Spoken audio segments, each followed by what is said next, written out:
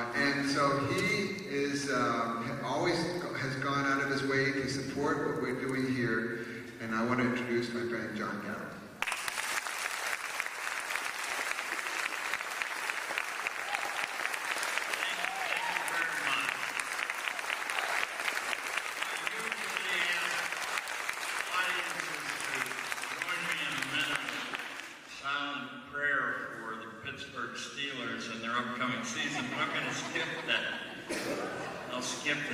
I also have to warn you that I need to sit down rather than stand through this because age has caught up with me, and also that the talk you're about to get was just finished minutes ago, even though I've been working on it for 10 days, and some of these pages have writing in many directions on them, so but we'll bear with each other. I'm probably going to give you 5 minutes in the middle to recover.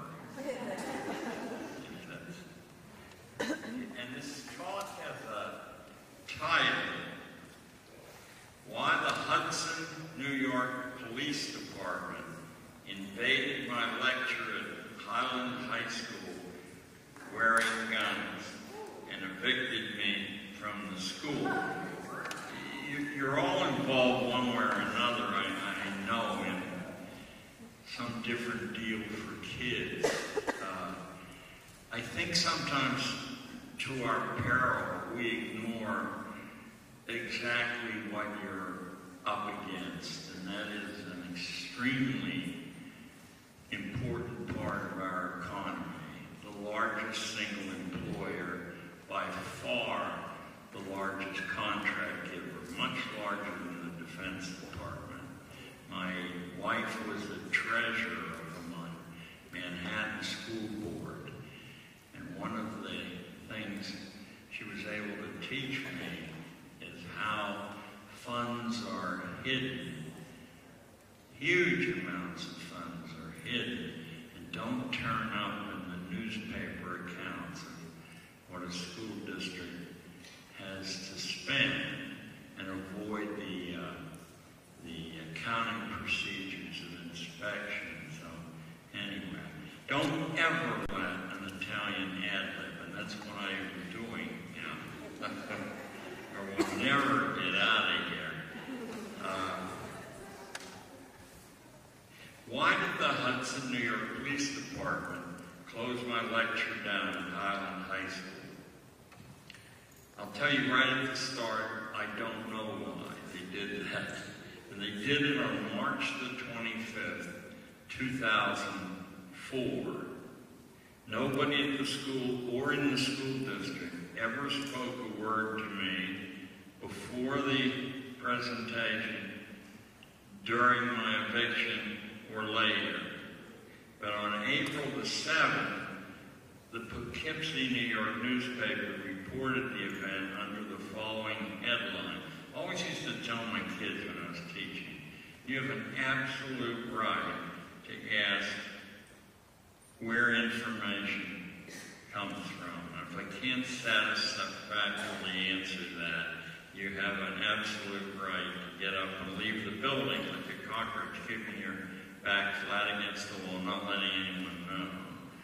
But go do something else. Anyway, the headline was this in the Poughkeepsie paper: rendered speechless, advocate for school reform brings controversy to Highland.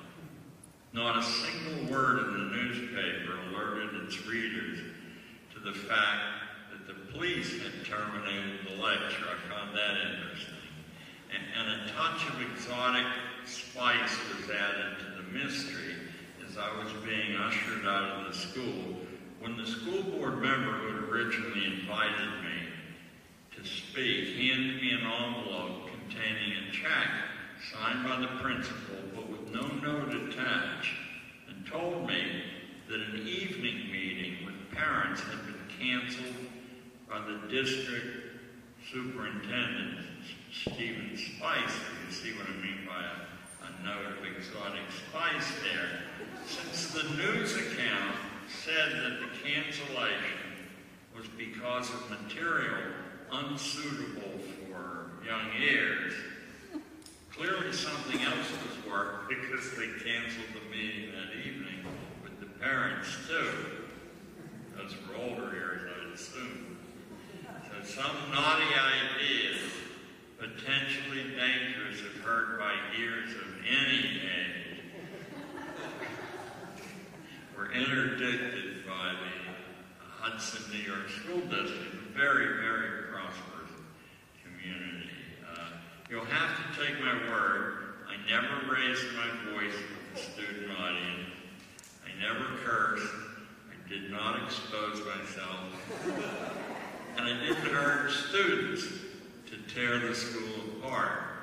The entire point of the talk dealt with the corrosive tensions which pollute any institutional school experience, from kindergarten through college, and are virtually only escapable reliably in one of two ways, either by homeschooling through the method called unschooling, or by developing an active critical consciousness adequate to blocking out threats and intimidations directed from the school establishment, from the general press, based on the relationship between school and one's future. For example, neither bad grades nor bad standardized test scores has any decisive effect on a young person's future, except in one instance, and that is where the individual believes that they will and acts accordingly, becoming, in effect, his or her own jailer. The correct way to regard standardized tests, and I'll be attempting to prove this later on, the correct way to regard standardized tests if one lacks the courage simply to refuse to take them. The correct way to regard grades is to adopt Alice in Wonderland's defense against empty menaces and say, why, you're only just a pack of cards. Don't worry that I'll beg that question on this important subject. Just ahead, I'll try to prove my case, but for now, the task is simply laying in some background for my symbolic defenestration from Highland High School on March 25th, 2004. When I began to talk about grades and test scores to the junior and senior class at Highland High School, you could have heard a pin drop in that auditorium, packed with young people who had been threatened over and over again on a daily basis for years about the terrible things that were going to happen. Let me back up a little here and fill in some blanks. In early January of 2004, I was contacted at my New York City apartment by a member of the Hudson School Board, prosperous town in Rockland County, north of the Tappan Zee Bridge, 45 miles from New York City.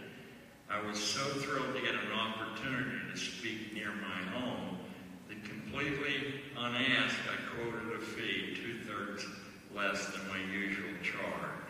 Since stepping away from 30 years of public school classroom teaching as New York State Teacher of the Year in 1991, I had spoken to over 1,000 audiences in all 50 states and 9 foreign countries, including an invitation to give the keynote address at Australia's National School Leadership Conference in Perth. I can remember saying, when I got the phone call, this is school administrator? Yes, I said, are you sure you have the right person?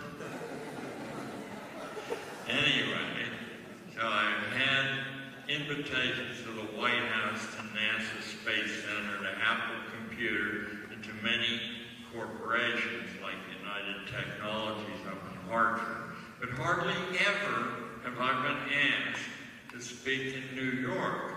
That puzzled me and hurt my feelings a little. So I jumped at the chance to speak at Highland High School.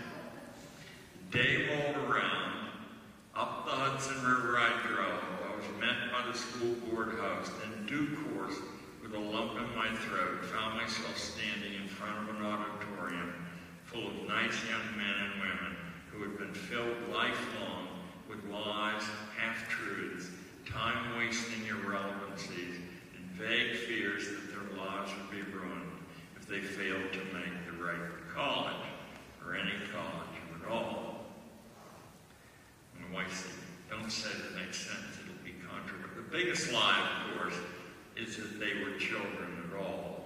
The childhood lie is the most malign lie of all the bunch.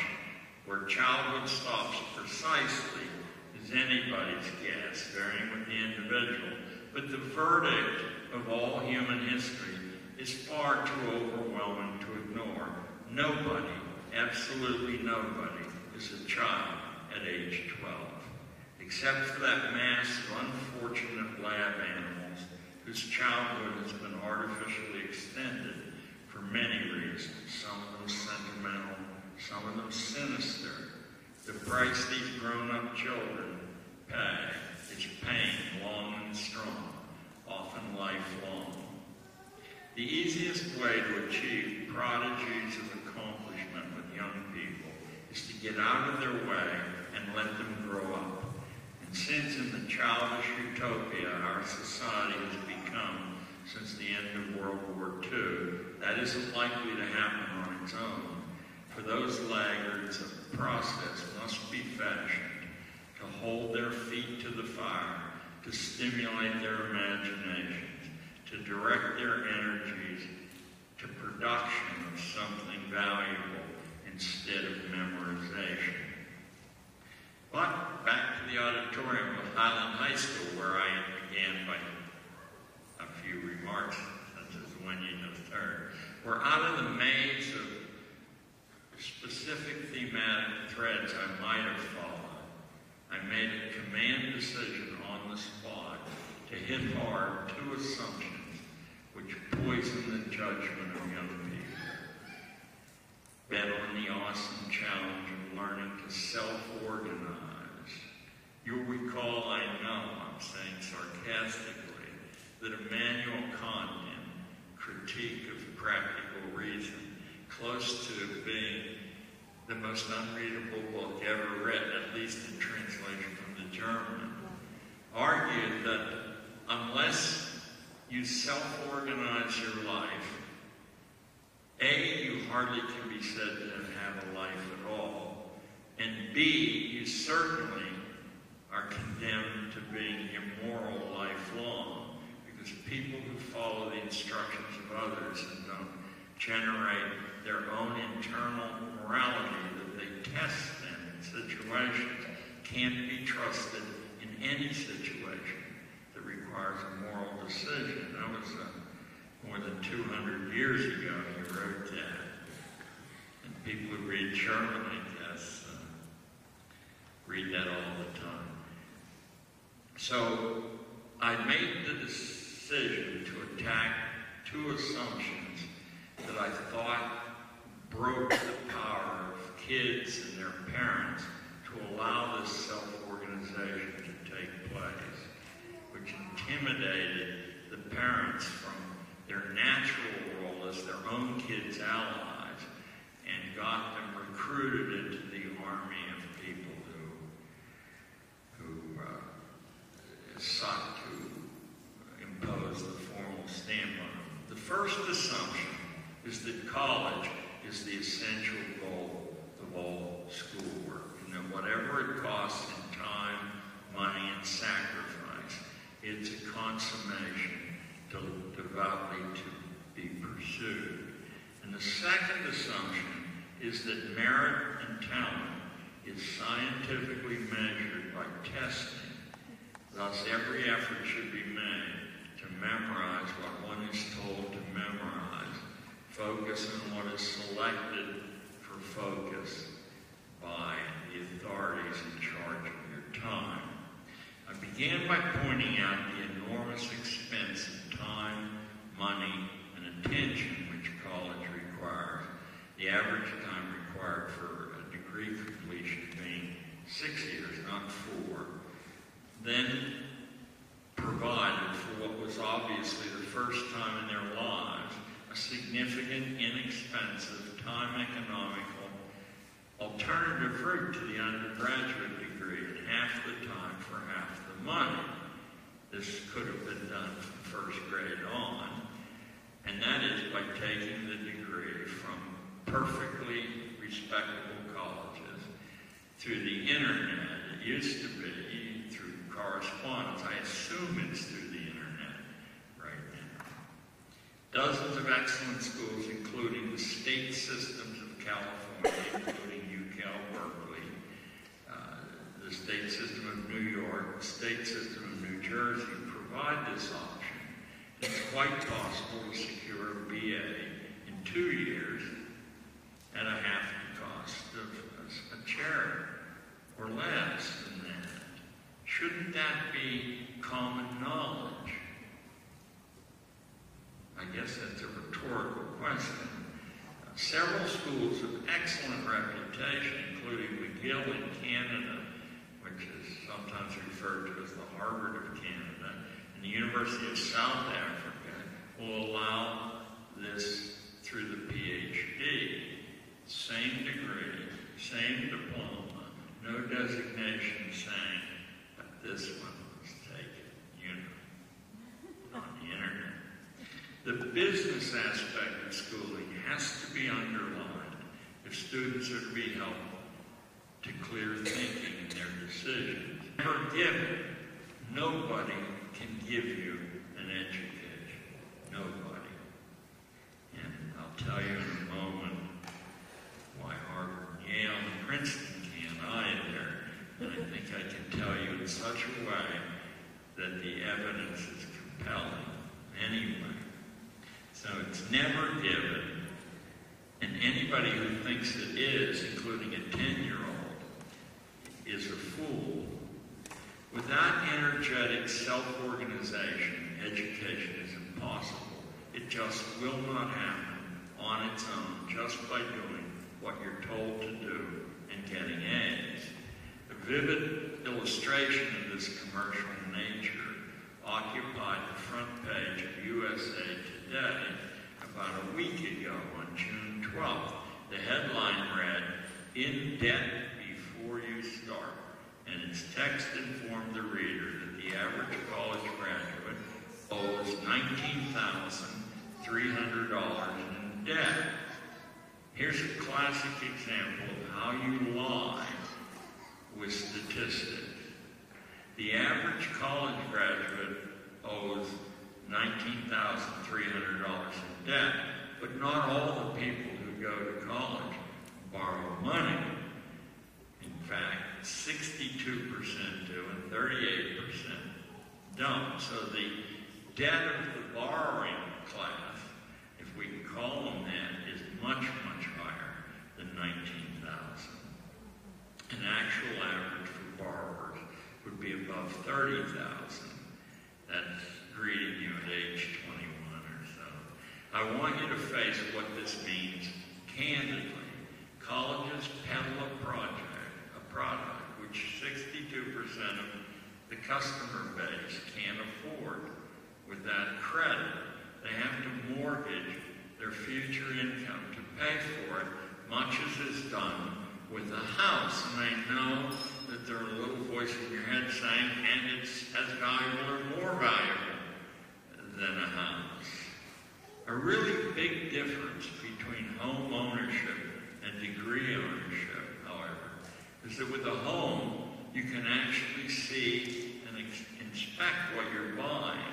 You can kick the doors, flush the toilets, check for termites. No such inspection procedure is available for diplomas or degrees. What you buy, plain and simple, is a pig and a poke.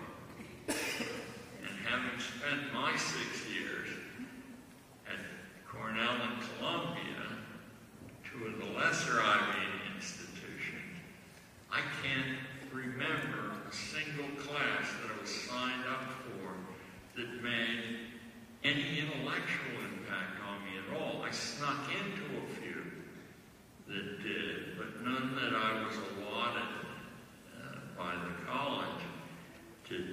So what you buy, plain and simple, is a pig in the poke. And I think that's much more important than the simple statement might convey. If Highland High School or Harvard wants to conceal vital information from you for its own reasons, in the ordinary course of events, you have no way at all to know what Harvard is concealing. And I'll get to what that is in just a little while. Students and parents must take what's offered by any school exclusively on hearsay or faith. Thus, borrowers are at a substantial risk, but notice nobody else in the school equation is. The bankers, for instance, who make the college loans take no risk at all. Under our particular peculiar banking scheme, they are allowed to invent the money they loan out of thin air. And if the debtor dies or otherwise manages to escape the obligation to repay, nothing is lost. The penalty to the loan issuing institution varies from very light to nothing, just as it is for the larger bad loans to Togo or Cameroon. While on the good side of bad loans, they create work, including some very cozy jobs for school principals, superintendents, college administrators, college faculty. Since students and families bear all the risk, they need access to all the relevant information, yet they're lied to systematically and closed out of most of the information loop. Take Joe Palazzolo, featured on the front page of the USA Today article I was telling you about in Debt Before You Start. Having just emerged from a socially marginal school, Rutgers, with a nondescript degree in something called public policy, Joe and his cover photo looked to be a very impressive 100 pounds overweight from the typical college diet. And he's in debt up to his ears, owing $116,000 from student loans, plus interest, of course. Whatever he paid in cash to exit Rutgers, it fell $116,000 short. I always read with a pen in hand, and I'll tell you a successful lesson that an uncle of mine taught me. He said, I'll loan you any books in my library, but if they come back to me fit to be read by anyone else, he said, I'm going to be very angry at you. You mark these books up and argue with them. So I passed that on to my public school students with what the result meant in the book room. Anyway, so Joe's about 100 pounds overweight and he owes $116,000. So reading with pen in hand, even though I don't consider myself cruel or thoughtless, I wrote on Joe's forehead, "You were doomed." And then I noticed that I had done that. I think Joe knows this because now you look up on your internet this June 12th issue, and you'll see Joe is the main picture on the front page, and the corners of his mouth are turned down like the opposite of a smiley face. They're turned down sharply, and he has the look in his eyes of a man about to face a firing squad. Rates on loans from the government are 6.8%, and private loans from 7.5 to 8.2% at the moment. For Emily Weinberg, who graduated last year from Ithaca College with a degree in cinema, she owes $130,000. That will cost Emily, age 23 of Fairfax, Virginia, about $10,000 a year in interest without ever touching the principal. All other things being equal, Emily will be 53 years old before her debt is gone. Joe Palazzolo is quoted by the paper in words as sad as the look on his doomed face. "What did I do wrong?" he asked. "I did everything I was supposed to do." And I put a stage direction on here. Repeat slowly twice, but you can repeat it in your own. What did I do wrong? I did everything I was supposed to do.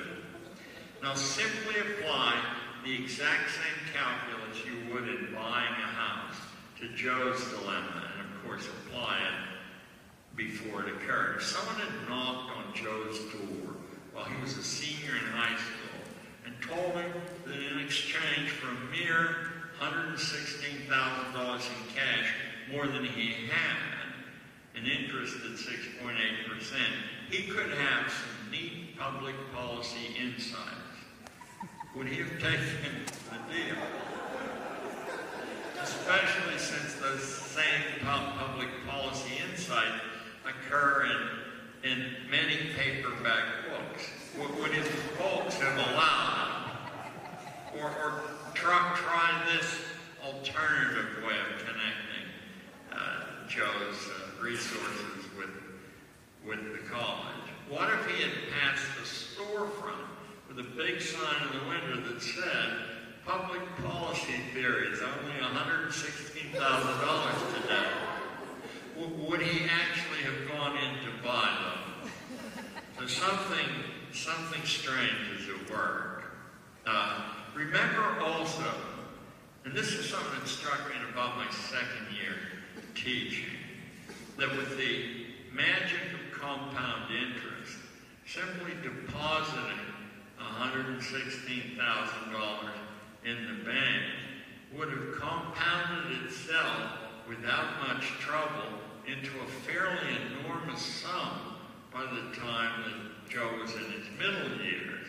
And if you added into that capital sum what it cost to send him from 1st to 12th grade, we would be talking about a sum well in excess of $1 million. And that would include every kid in Harlem and Spanish Harlem in New York City. I understand the drawbacks in this kind of reasoning. Nevertheless, just on the face of it, you would eliminate poverty instantly. I don't know what you'd do with all those hundreds of thousands of people who make their living, naturally from helping children, make their living, I mean, it's like a fruit tree. Oh, boy. Anyway, what about Emily? I love movies myself, but if someone whispered to my kids that they could actually think about movies for 6 years and it would only cost them $130,000 more than they could afford, plus yearly interest of 8.2%, and Emily borrowed hers from a private bank, I think the spirit of Jack and the Beanstalk had come along and was prowling the land, devouring innocent victims. Time we put a bell on this cat. The stampede to college, which happened over the course of my now long lifetime, is devoid of any moral coherence. It defies the evidence of our own experience. It is morphed into a colossal parasite, eating our energy and resources. Now, of course, that kind of thinking got me thrown out of Highland High School. And no wonder stampeding children is their bread and butter. Great business for bankers, professors, publishers, test makers, bus builders. It's the #1 profit item in the national bus equation. The construction industry, building and tearing down schools, is the #1 single profit maker for the construction industry. What you have to do, since you're in Albany, is when they have the state education convention, you got to get over there to that monument to Rockefeller, that plaza, and just take a look at the businesses that set up there. You'll see stretched out on that quadrangle 6 or 8 school buses, each representing fall for some bus company or other.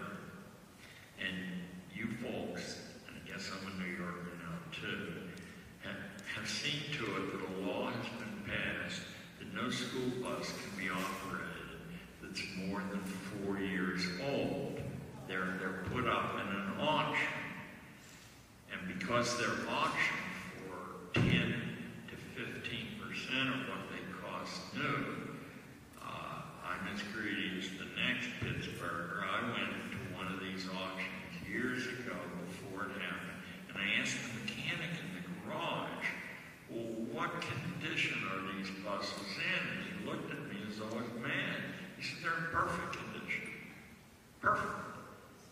He said, you'd be crazy with the insurance liability not to keep them that way. And I said, well, no, wait a minute. This bus that cost $150,000 was auctioned off last year for $10,000. What's the sense in that? I don't know. He said, that's the law. You'd have to imagine who's behind a law that compels the sale of these buses that are exactly like new. And you should wonder about that because you and I are paying for it. Anyway, so, but what about Harvard? They've surely remained pure and above the sordid fray. I spent some time, several years, looking into the admissions policies at Harvard, Yale, and Princeton. And what I discovered was something close to unbelievable.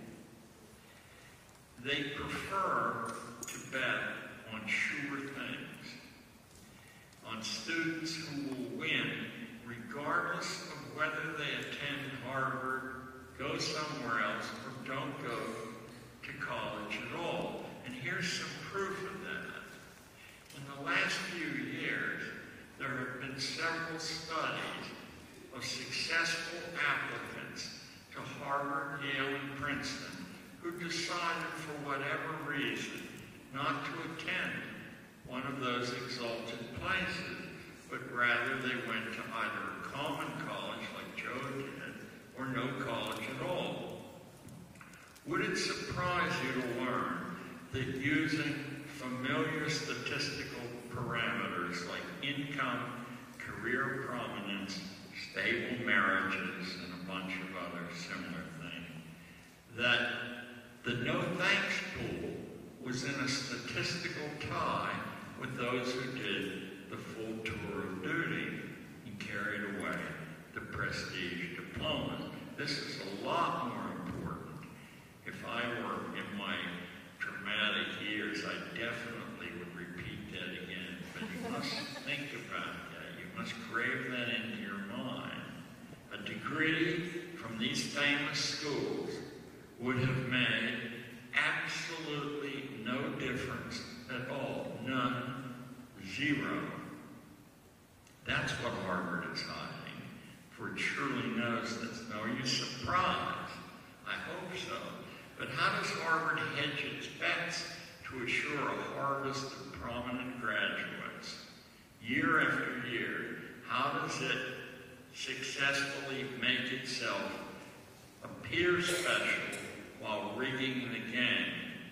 In a front-page story in the New York Times, March 9th, 2004, the admissions director of Harvard College announced that 80% of the many, many valedictorians who apply are rejected. The valedictorians got that one wrong.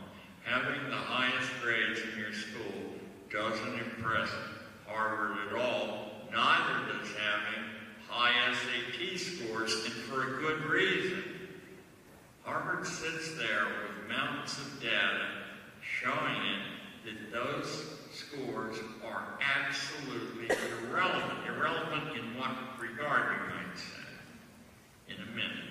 Harvard, said the director, Marlon Lewis, only admits those who bring records of distinction. Now, recall that the elimination of standardized test scores and grades means that Those aren't evidence of distinction. And I'm sure that being a member of the Glee Club and having a part in senior play doesn't distinguish you either. Colleges like Harvard, which depend on what the Dallas Cowboys calls the wow factor in its cheerleaders, knows that a wow factor admission upon graduation can be milked endlessly for donations, publicity, and favors of all sorts, lifelong, and probably after death too.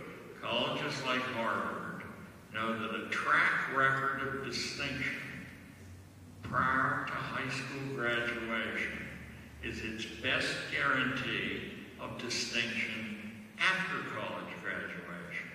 The problem with kids who've invested all their times earning grades and worrying about test scores is that they don't end up successful all that often, probably because they've wasted too much of their time being misled away from really important things.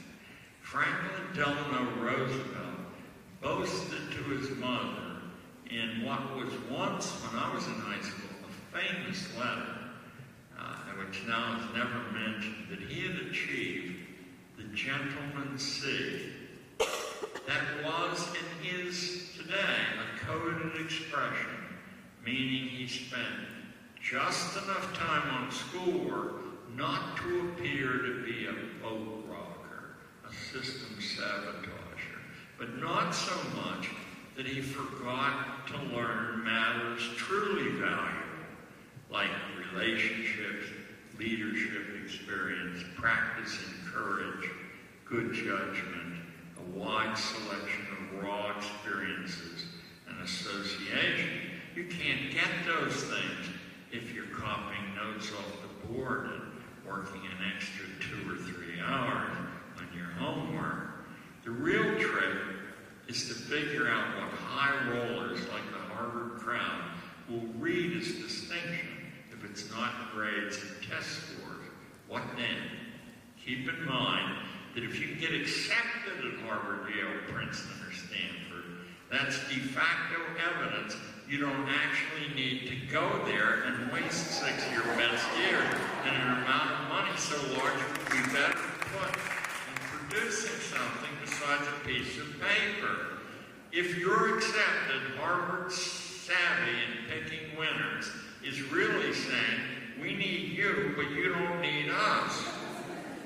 So if the big boys want to invest in you, you're much better off saying no and investing in yourself. Just think what Emily and Joe could have done instead with all those years in hand and all that money. Too late now, of course. They missed their chance, but you don't need to miss yours by going into debt up to your ears. Now, I don't think that got me thrown out of Highland High School. The important thing to remember is this is the United States of America in the year 2006, a prosperous community with no problems of race or poverty, where I would assume everyone is on the fast track to this college or that. And rather than just say, we don't like that talk, get out, they called the police who entered the auditorium armed. Now, it's true they didn't have guns drawn, but they were ready in case I went for my piece. So keep looking for what might have sparked that kind of panic reaction in me. 7 days after the USA Today piece on Joe and Emily, that's the 19th of this month, Time magazine did a full-page profile of a young man who didn't owe 1 cent of college debt because he didn't bother to go to college. Instead, this high school graduate, Blake Gottesman, became the personal assistant of George Bush in the White House, earning $95,000 a a year. It probably expends money too, I guess. Anyway, when I tell you that Blake dated Jenna Bush in high school, you're going to think you know the dirty secret, but I assure you, you don't. Instead of going to college, Blake went to the White House where, according to Time magazine, I'm quoting now, he serves as the membrane between the president and the rest of the staff, a systems analyst, gatekeeper, and diplomat. White House lawyer Dan Bartlett calls Gottesman the unquestioned authority on whom the president wants in his limo, what member of Congress he'll admit to his office on Air Force One, and whether it's wise for a top aide to bring up a particular topic at a particular time. That's a nuanced quiver of skills, isn't it? Since he's in a position to embarrass the president on any given occasion, I think we can assume that he's conducting himself pretty competently. He got all this expertise somehow, while others his age were wasting their time as undergraduates. That's an important factor, I think, motivating him to apply to Harvard Graduate Business School without a college degree, into which he's been accepted for admission this fall. He just skipped the bachelor's degree. You might say, well, Bush called up for him, but I'm afraid I have to disappoint you. Blake initiated the process himself when at 19 he read a Boston Globe article titled Harvard Business School on a High School Diploma that described successful applicants without undergraduate degrees. He wrote an essay outlining these earlier cases, did some research with alumni and current students, and then made a pitch to Harvard based on his essay, his research, and a plan how he could contribute to classes at the business school without a bachelor's degree. Since Gottesman, as I said, is in a position to embarrass the president, I think it's fair to assume he keeps his position through competence, even without a degree, exactly, of course, as did George Washington, Benjamin Franklin, Thomas Edison, Isaac Newton, Harry Truman, and, surprise, 3 British prime ministers of the 20th century, and the lion's share of distinctive men and women who've written human history. Very few of them have a college degree, including the colossal and frightening Chinese peasant, Shen Wen Wrong, who you're going to hear about up ahead. Tell Jerry they can't throw me out until you hear about Shen Wen Wrong, because the hair will stand up on your head.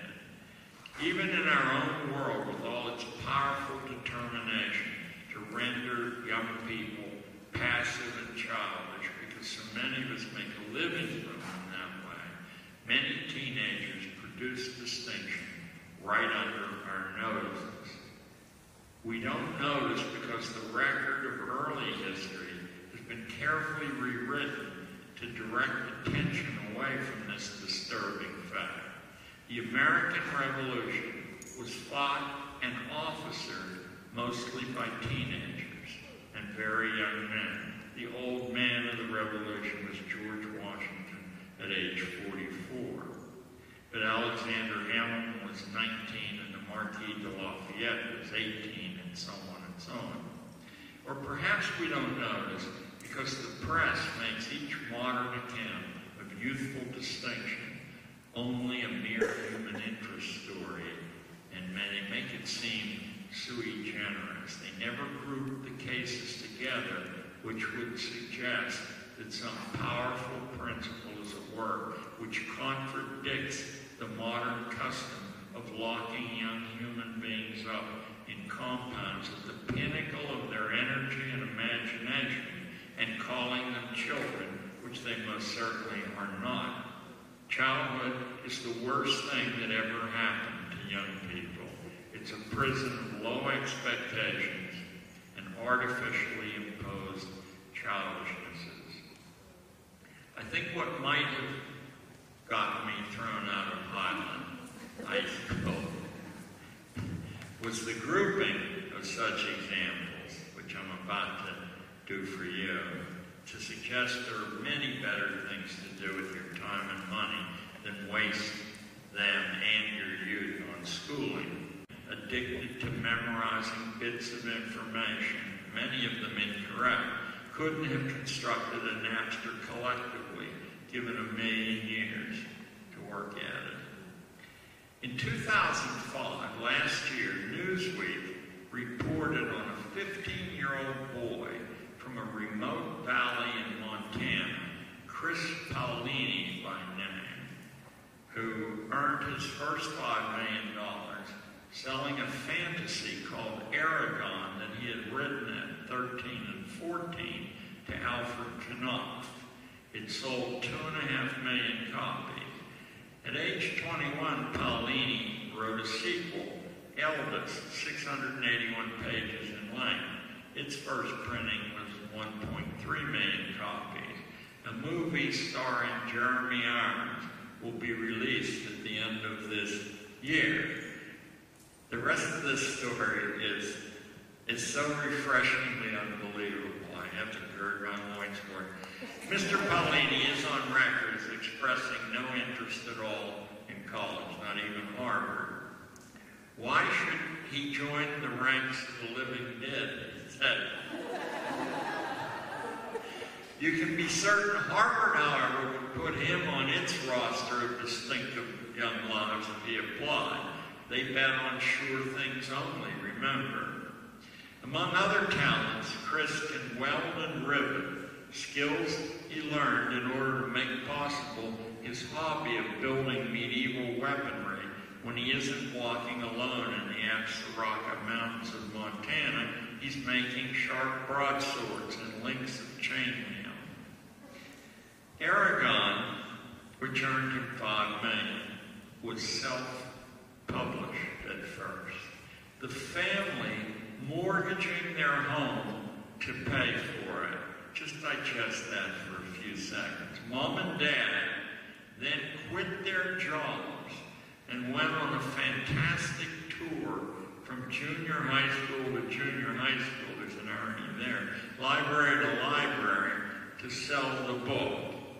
At age 14 and 15, Chris was the family breadwinner, and he's quoted in Newsweek as saying, if we didn't sell enough books, we didn't have food on the table. You don't have to do something glamorous like sailing around the world alone or writing a million-seller book to be distinctive in your early life. You just have to initiate a complex, daring project and either carry it off or kill yourself trying. The effort, the focus, gives you the distinction. I once knew an absolutely horrible 13-year-old boy named Dane Ruiz. I had to look because he had two horrible brothers named Dante and Devin. It was Dante, Devin, and Dane, but we're talking about Dane here right now. He was a holy terror, a one-man class destruction crew who cut school often to spend his time in the charity ward at St. Luke's Hospital, holding hands with frightened poverty patients getting IV drips or recovering from surgery. They didn't know Dane was a monster because for them his life glowed with distinction. See that your own kids does too.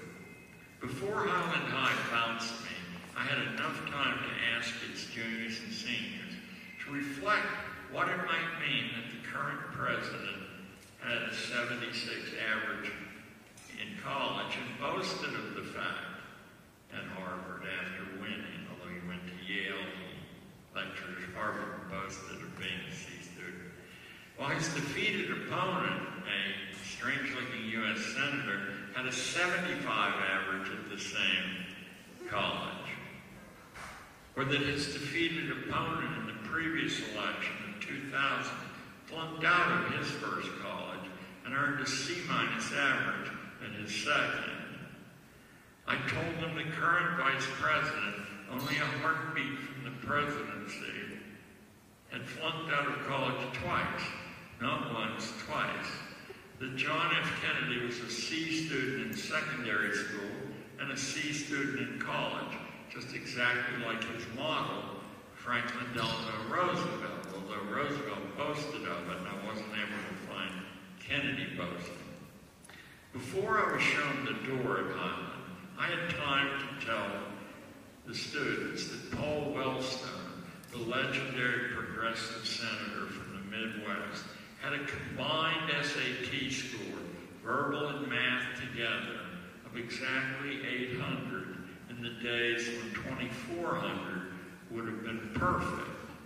That's a 33 in anybody's calculations, but it didn't slow Wellstone down in the Senate any more than it did Bill Bradley, 3-time senator from New Jersey and a presidential hopeful once, whose record on the verbal section of the SAT was 70 points below George Bush's, and Bush's number was on the lowest end of the mediocre range. Before armed men stopped my lecture at Highland High, there's a distinction there. I mean, you got to be doing something right to call the police. I was able to reassure the young audience that contrary to what schools always imply, grade point averages and SAT scores correlate very, very poorly with success. And that's why Harvard doesn't take them much into account in their admissions procedure. They're looking for the payoff after graduation to give it to A students or SAT whizzes. You were likely not to get a nickel. A considerable number of productive, famous, and rich people enter the race of life without distinction on these fraudulent parameters of quality. The kids got to hear that Ted Turner, founder of CNN and one-time husband of Jane Fonda, flunked out of college and didn't bother to go back. That's the important thing the names you're going to hear. They didn't bother to go back. That Francis S. Collins, head of the Human Genome Project, was homeschooled. And that Craig Venter, his main scientific rival, was thrown out of high school as a rotten kid, then went to fight in Vietnam as a buck private, not an officer. John Mackey, founder of the Whole Foods market chain, dropped out or was pitched out 6 times. The founder of Kinko's was written off as hopelessly dyslexic, a moron, by experts. And Edmund Hamilton, the largest mail-order book dealer in the United States, sent me a letter crediting his dominance in the book field to the 4-year head start he had over his competitors by not warming a college chair, copying notes from a blackboard. Tell me, how can your kids negotiate the shoal waters of the dishonest world we've given them unless they have data like this to conjure with? How can you? Garbage in, garbage out, they tell me. Isn't that right? They tell me because I don't use a computer. And I threw my computer away 2 years ago. I've lived a long life, attended 2 Ivy colleges and a handful of others, taught with distinction, was named New York State or New York City Teacher of the Year on 5 occasions. And in all my life, to the best of my memory, I have never encountered a single soul, not one, who spoke of the intellectual excitement of college. Oh yes, I had an individual professor here and there that excited me. But of the whole experience, no. There seems to be a good-natured, universal understanding, tempered with some cynicism, that the college enterprise is a racket, a vacation for young men and women before they surrender to the wardens of the work world for a life in the salt mines, a racket too for the faculty otherwise unemployable men and women. That probably is too harshly put, it says right here. But that is a common story making the rounds of the poker games in the law school lounge at Columbia University, where I earned every cent of my senior tuition. The lawyers were too busy thinking about cases, I guess. They couldn't play poker very well. College teaching, it was once explained to me by a drunken instructor at Cornell who crashed a Delta Tau Delta party in which I was the social chairman. Looking, he said, I quote, to score a succulent co-ed, college teaching serves the same function the ministry used to. Business, medicine, law, and the military life occupy the best youth destined for management. Teaching is a convenient dumping ground for others who would undermine their betters if sinecures weren't provided. This is all being said to me by an instructor trying to get into a fraternity party. He was an English teacher, I remember. Foundation grants serve much the same function of co-opting troublemakers.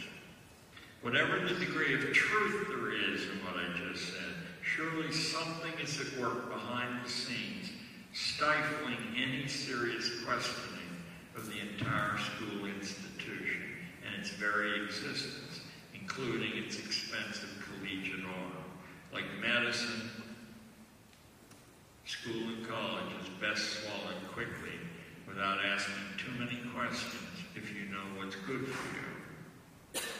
Now, run your mind over this proposition, this common sense proposition. If grade point averages and SATs delivered any significant information about a man or a woman's quality, then making important judgments on the basis of that information would only be sensible behavior. In fact, not to make such judgments would be irresponsible to the point of recklessness.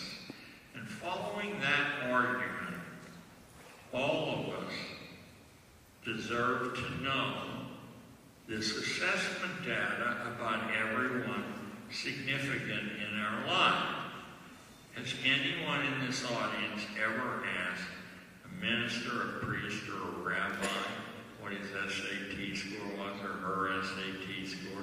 Has anybody in this audience ever seriously asked a wife or a husband?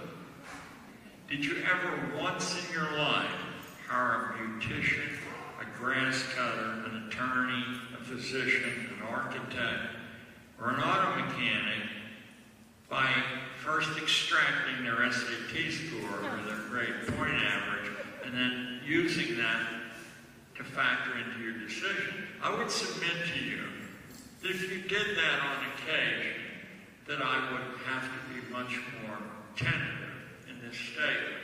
But I happen to know, without knowing many of you here, that you've never done that, which means that your heart and your head understand what garbage these things are, and you have just cut a kind of peace inside yourself, since there's nothing you think you can do about it. Although that isn't true either, that you're just going to put up with it. Well, don't have your kids put up with it. Bartleby the Scrivener, Herman Melville's famous maddening short story, celebrates the line, I prefer not to. You don't have to pick it or break windows. I prefer not to take these standardized tests. Very quickly. Because they have not been shown in 100 years of trying to correlate with anything. If some of you, the only reason I've learned how to use the internet is to get some kind of a national infection going to prefer not to take these tests.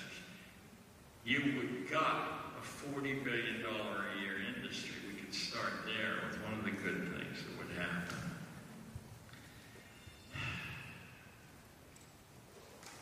Did you ever bother to inquire of your kids' teachers what their GPA or SAT score was?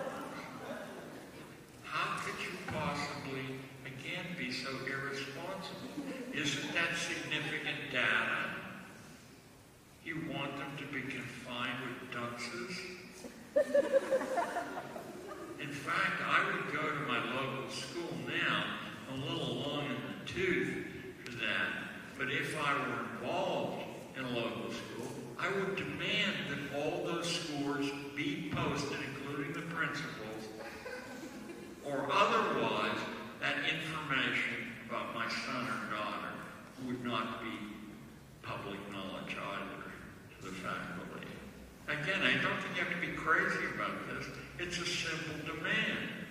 Why are you doing these tests? Because this is valuable information. Then I want to know what your score is. I happen to know from a book published by the New York Times in 1999 that school superintendents as a coherent occupational group have the single lowest SAT scores around. How about that? Superintendents.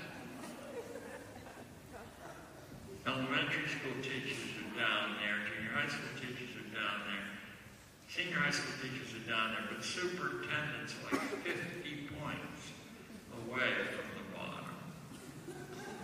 Anyway, we both know the information is worthless. It has no predictive power in matters of interest to ordinary, intelligent people. What it does do is to disclose how reflexively the subject was willing to memorize what they were told to memorize, do as they were ordered to do. As the score goes up, so does the predictable conformity. It really is that simple. Why then are tens of billions of dollars and a significant fraction of school time devoted to these idle exercises which can't even qualify a body for admission to Harvard, Yale, Princeton, or Stanford? Think of them as a vast illusion, a sortie into the realm of performance magic, where the key to success lies in misdirecting audience attention from the real center of action. Misdirection is the best weapon of mass instruction in a social engineer's arsenal, and our economy depends on the predictable ability of most of us to swallow that bait. Let me give you a sickening example, and then I'll give you a break, and we'll conclude after you take 5 minutes free from my voice. I presume that almost everybody sitting here who drives has had the sickening feeling of a $60 fill-up, and we have been directed to look at a variety of Middle Eastern countries as the reason for this horrible detour of productive funds in individual lives into the gas coffers. There are some people in here, not quite my age, but if you raise your hand if you lived through the Second World War. Okay. Let me tell you something incontrovertible. That is, this does not bear argument. 60 years ago, a major industrial nation conducted the major war, as far as I know, in human history, filling its Air Force gas tanks with gasoline, aviation fuel made from low-grade coal, and running its domestic economy 50% on the same fuel. I want to tell you a few things about this fuel. Chemically, it's indistinguishable from the stuff refined from oil out of the ground. How about that? This was discovered not in Nazi Germany, but 100 years ago. that using a process called Fisher-Tropsch, which I guarantee you 3 years from now, every one of you will be hearing until you're sick of it, using a process called Fisher-Tropsch, not only can you convert bad coal into first-class diesel or gasoline, but you can also scrub in the manufacturing process all the pollutants out of it. Now, not all. That's a term I used to know when I was an English teacher. But 99.5% of the pollutants, the sulfur is gone from it. Now you say, yeah, but what would you pay for something like that? How about substantially less than half the price for bringing it out of the ground? How does a broken down, overweight junior high school teacher know this? Well, several ways. One, there's at least one major nation on Earth, or prominent nation on Earth, that's been using this for the last 30 years. That's South Africa, which gets about half of its fuel needs. At very low cost, the fuel is first class, it doesn't pollute. The United States has far and away the largest coal reserves in the world. Number 2 is Russia, number 3 is China. The reason you're beginning, if you look hard to hear about Fisher-Tropsch, is there are at least 4 companies out there. Jerry, I gave Jerry this news today. They jumped about 10% each today, so you might want that. Well, that'll help them jump on them. There's 4 little companies that are about to, no, 2 big and 2 small companies that are about to blow the whistle on many decades-long silence about this. One's a Denver company that's going to open a demonstration facility in December. I guarantee you that in January, it's all you'll be reading about in every newspaper and magazine in the United States. And one is a company from Tulsa, Oklahoma, that's already signed a contract with the U.S. Air Force. I happened, by accident, you get a Sunday New York Times, and unless you're crazy, you read the sports section of the Midweek Review and you throw it away.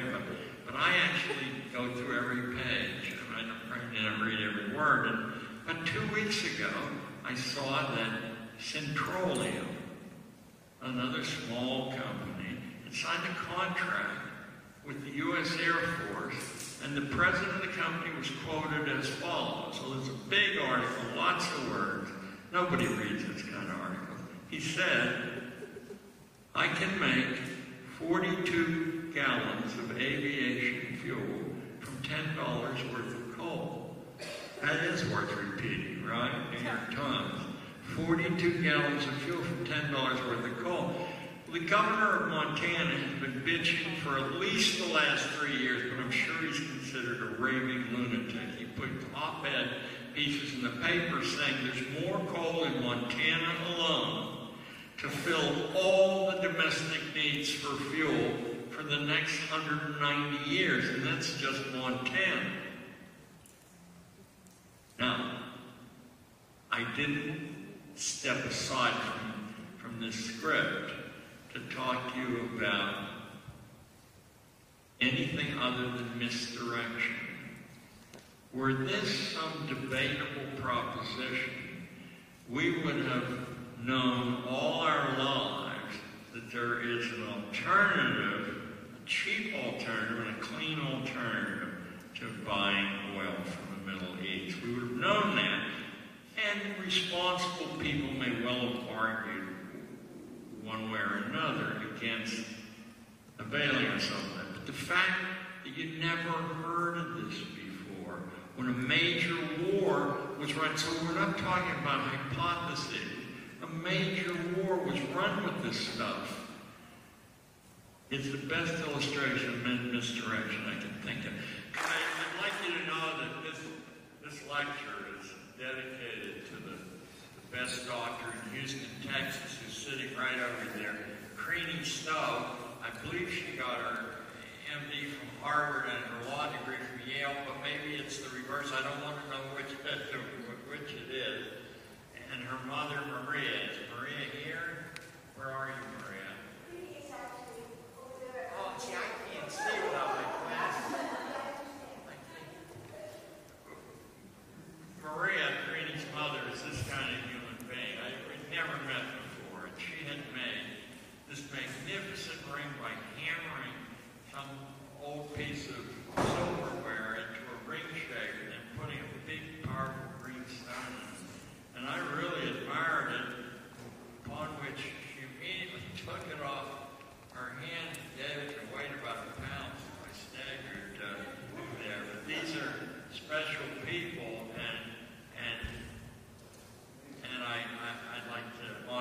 dedicating this lecture to them. Now, back to business here. So, why, if $40 billion is devoted to these idle exercises, just reconnecting with where we left off, why are they perpetuated year after year when we know from a variety of sources that they correlate with nothing except a measure of obedience? And the answer is that they're to misdirect your attention away from the actual purposes of institutional schooling, which are being achieved brilliantly, or at least were up until the rise of China.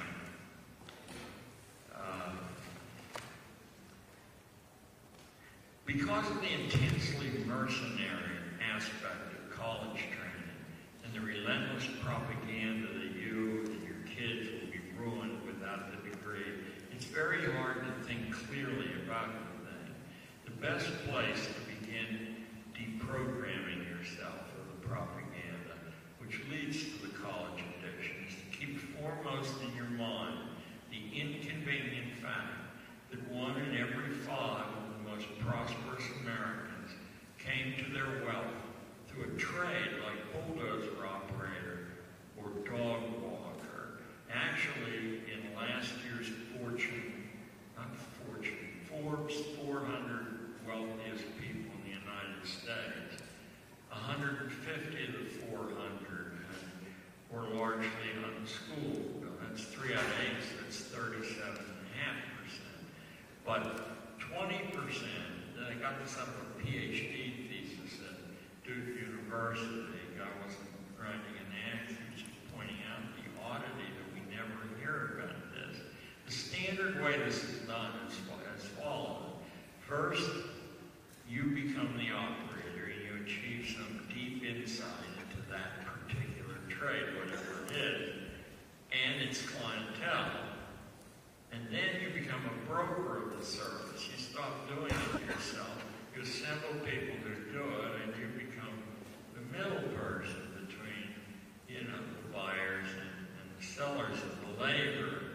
But the secret is employing the labor of others on a freelance basis or an independent contractor basis, charging more for the labor of others than you pay. I mean, the principle's simple enough for a third grader to understand.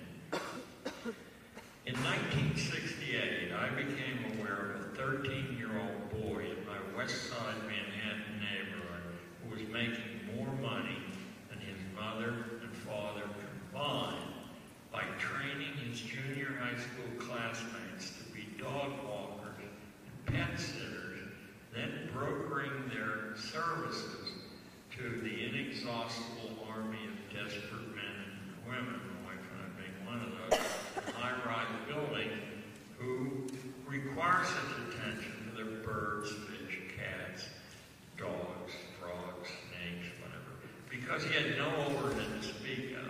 He had access to the cheapest labor pool possible. No pet store could compete. 6 years later, when Brian Bantry, that was his name, when his contemporaries were in college, this fellow was a Broadway producer. Whether equally successful in that active madness or not, I have no knowledge. But when an article appeared about Brian in the Daily News on page 2, a number of my kids came up and bitterly complained to me why I had allowed him to do that. I said, look, I don't even know him, but I do know how to do simple arithmetic. I mean, he's dealing with about 130 of the 16 million animals in New York City. It would seem to me there's almost an infinite chance to succeed in that business. Do you need to go to college? I don't know the answer to that. I don't think so. But if you listen to the world's richest man, Bill Gates, you certainly do.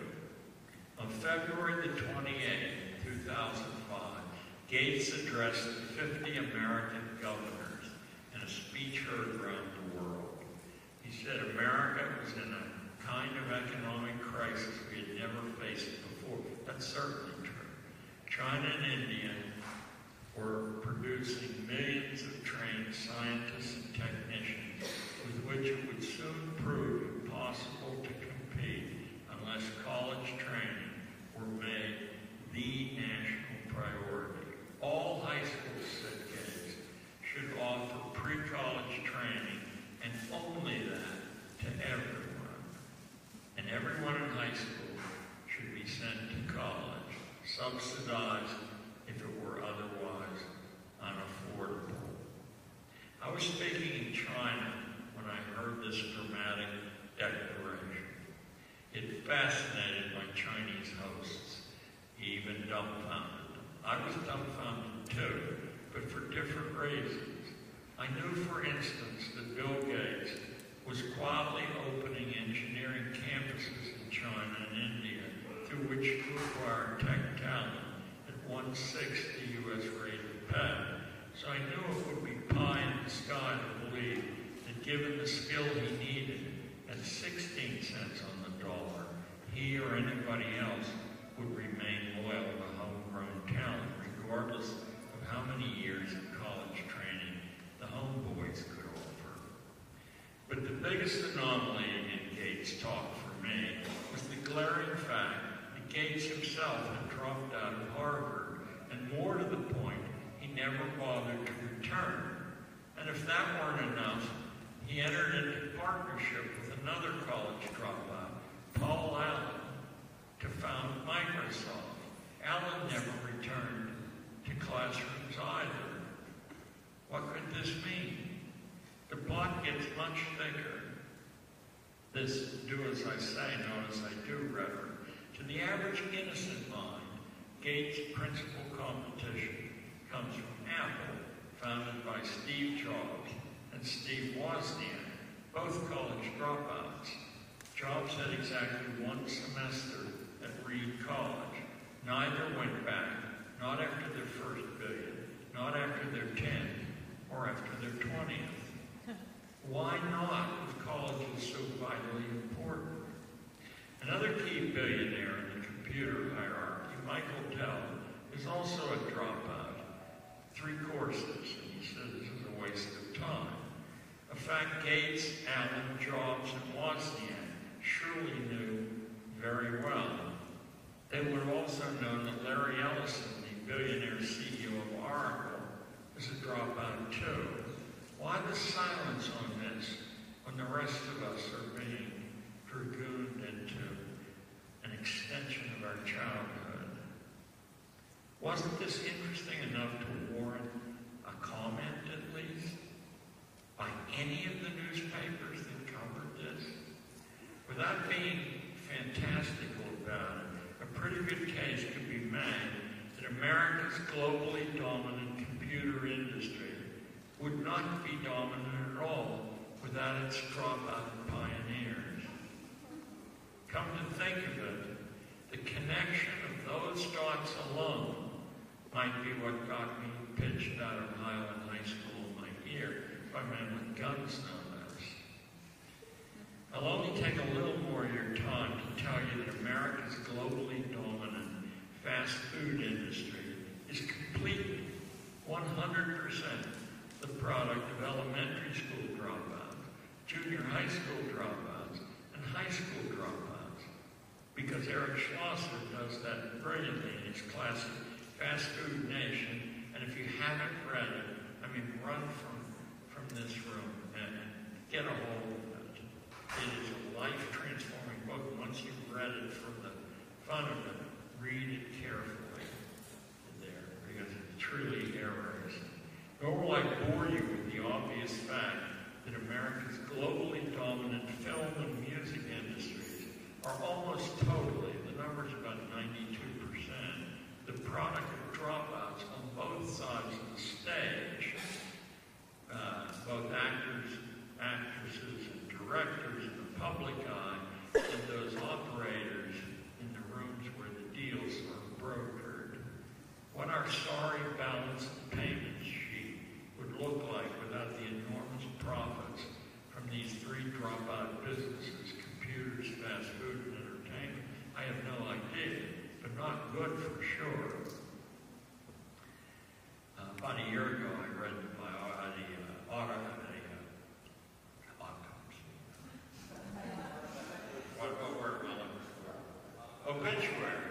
obituary of Lou Wasserman, who more than any other human being created the shape of the Hollywood that we've lived through all our lives. And I read the Wasserman obit with a fine-tooth comb because it picked up he was, of course, a dropout, but not your garden variety dropout. Wasserman was an usher in a Hollywood movie house, and he worked from 3 o'clock in the afternoon to midnight, 7 days a week. It's a 63-hour week, and he's 13 years old right now.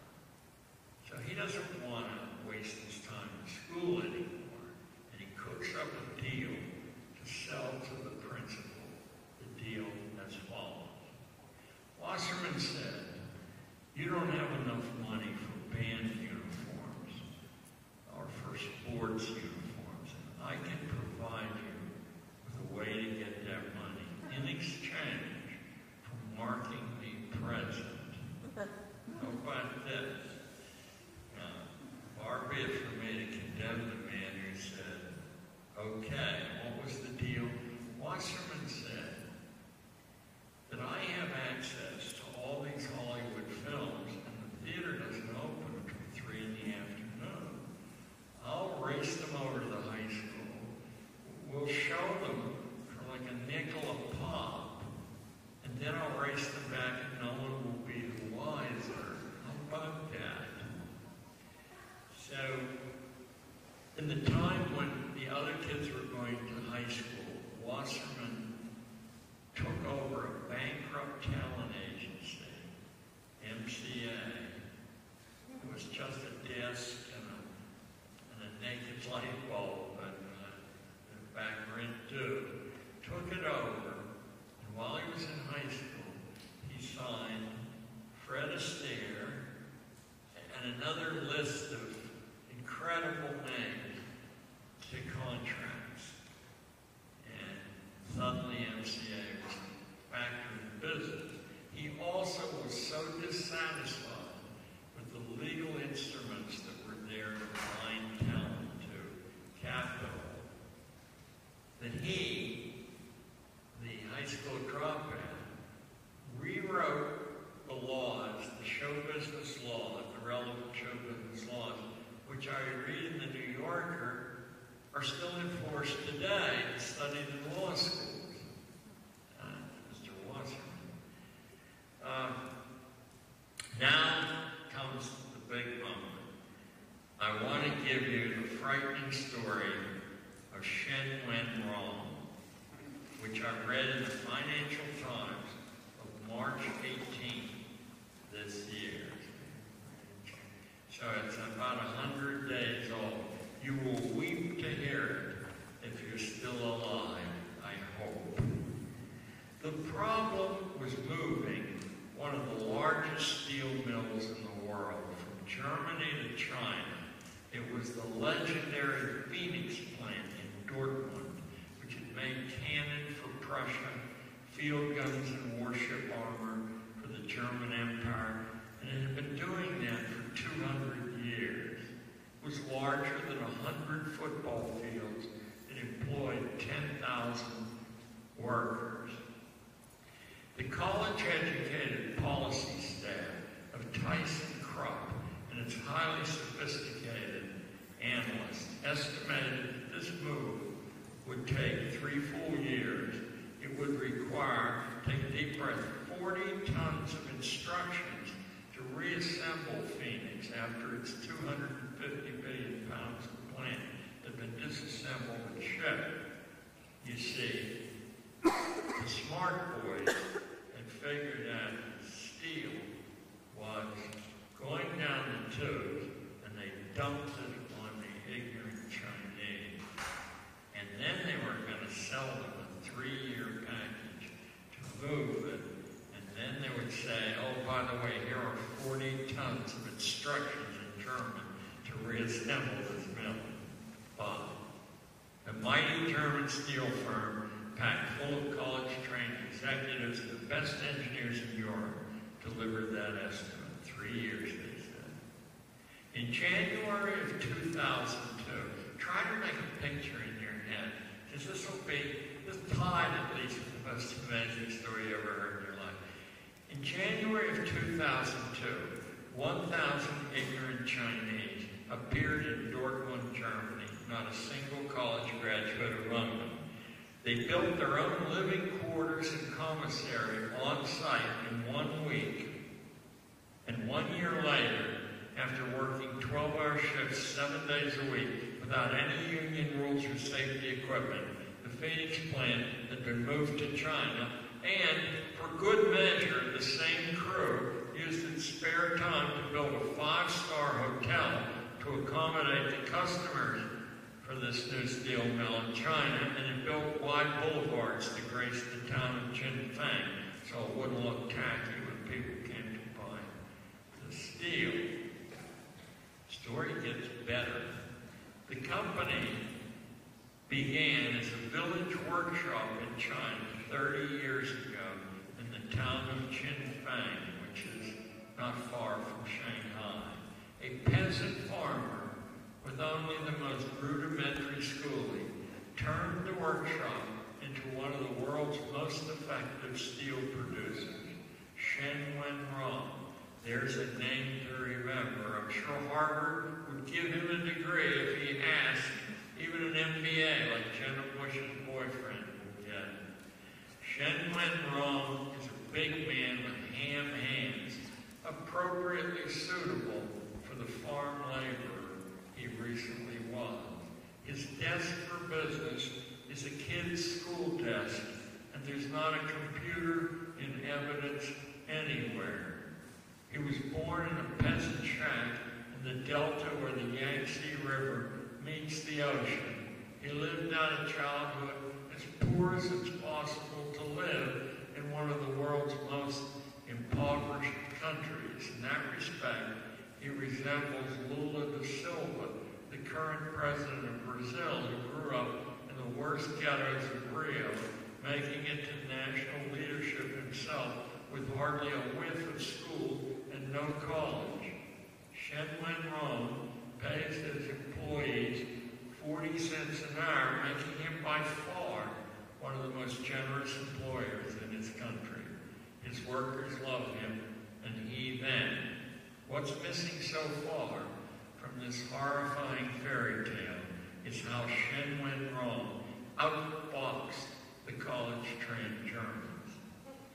He knew a few things the Germans might have known but had overlooked, hadn't factored into their calculations, such as the fact that China was making such large purchases of steel that the price of the metal would soon go through the ceiling. There wasn't enough to go around.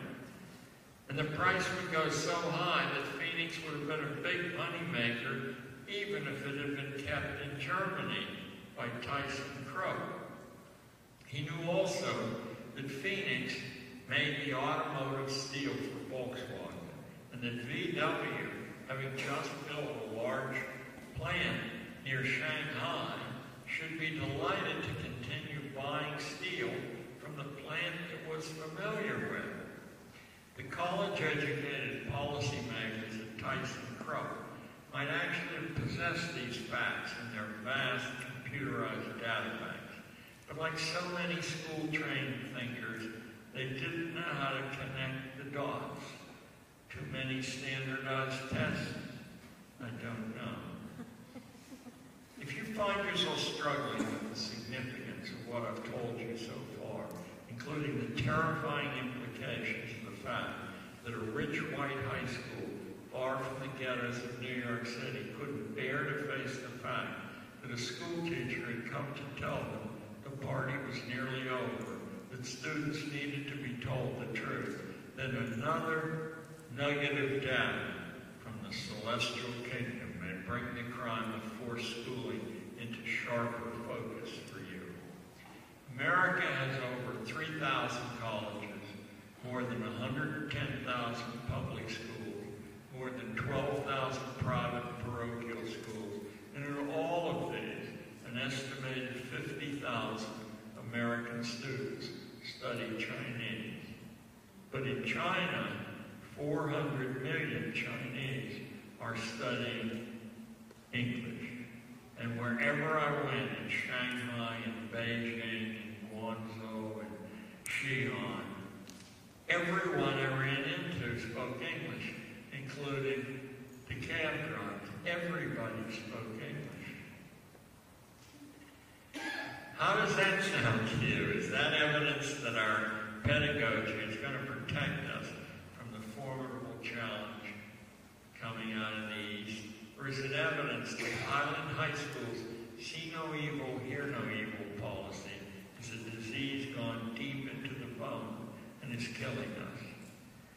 And if our schools and colleges miss that boat on something that important, what other balls have they been fumbling?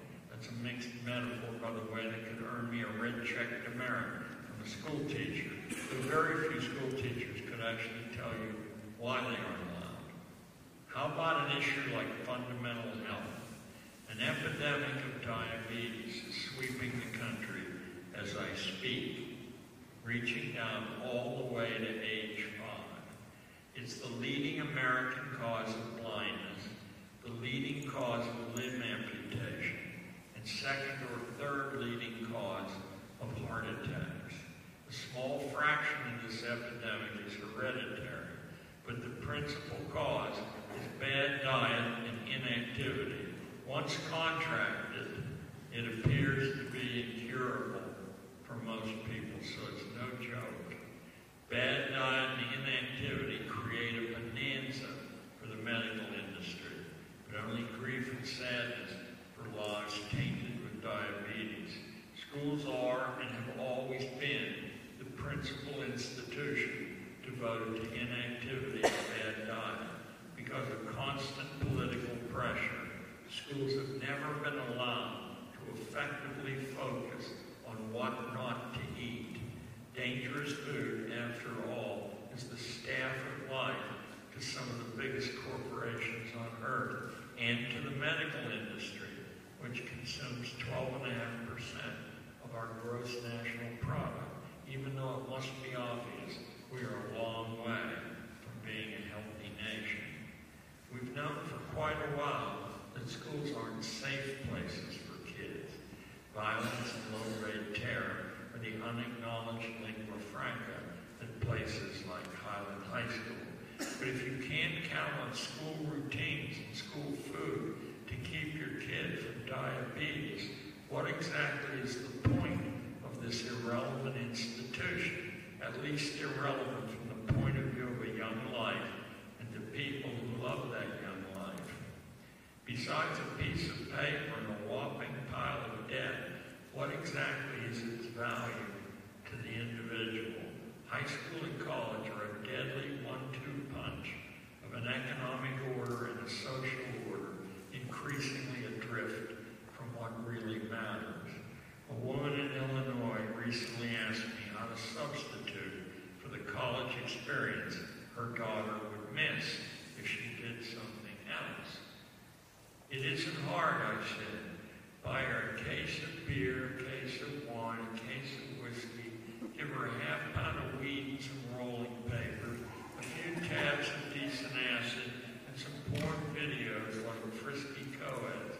Put a sign on your front door reading, "My daughter is available for random sexual adventures with strangers." That and a full set of Monarch Notes crib books should cover the lot of it. College experience.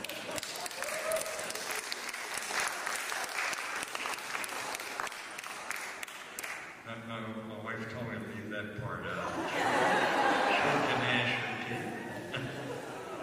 Put steel in your backbone. I'm going to conclude with the stories of 3 fascinating young women who didn't go to college.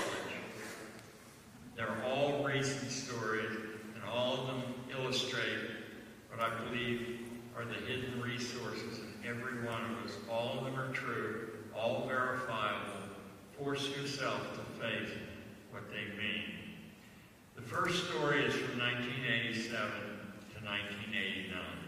It concerns a teenage girl who was a serious troublemaker in high school and a bad, bad daughter at home. Tanya Ivy was her name, a Brooklyn teenager who had been thrown out of high school several times. But in 1987, she dropped out to sail around the world alone in a 26-foot boat. She had no particular interest in sailing and not very much experience. Her principal motive was to spite her father, who had hurled the challenge at her in exasperation. Tanya cheated on her Coast Guard tests and left New York Harbor without any clear idea how to navigate. But in a hurricane on Bermuda, she figured out how to read charts in a hurry. 2 years later, she returned to New York Harbor, the first woman in human history known to have sailed around the world alone. Her book, Maiden Voyage, is well worth your time to read, and your librarian can get it from the interlibrary system. The second story is from the late 1990s, when a young girl dropped out of school at age 16 to go to England on her own without a chaperone and to enroll in a course which promised to teach her to drive faster than 200 miles an hour for hour after hour. She had no prior driving experience. It had been in go-karts only. At age 23, 7 years afterwards, Danica Patrick almost won the Indianapolis 500, and indeed would have won, but her pit crew had mistakenly put too little fuel in her car, so she only finished fourth. That earned her $330,000 and $10 million more in product endorsements. Danica is the only woman ever to have held a lead in Indianapolis in the history of the race, and she has changed professional auto racing forever. The third story is the wildest one of all. It's a tale of a strange-looking 5'11" skinny as a stick Eskimo girl from the bleak Soviet city of Ulan-Ubi in Siberia. Her name is Irina Penteva, and her autobiography, Siberian Dream, you absolutely must own. It is an epic of the human spirit unleashed, and it should correct any lingering ideas you have that a 13-year-old kid isn't a human being fully competent. At 13, Irina's Siberian, the name of the book, Siberian Dream. Irina's Siberian Dream was to be a supermodel. At age 13, a Chinese talent scout for a whorehouse in northwestern China lured Irina and some of her friends away from school with the promise of modeling careers in China.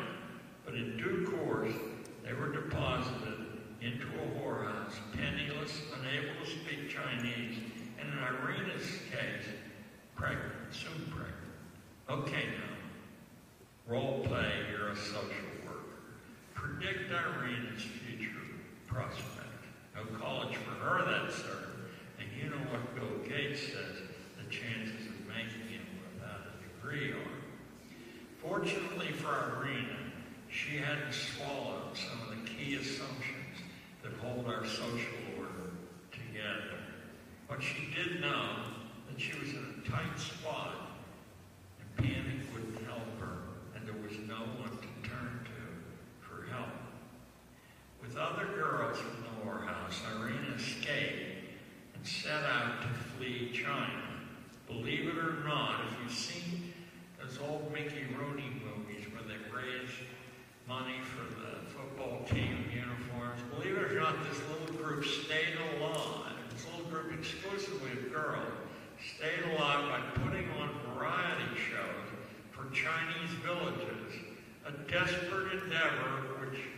eventually produced enough train fare to get out of China with her infant daughter. And go where, you might ask?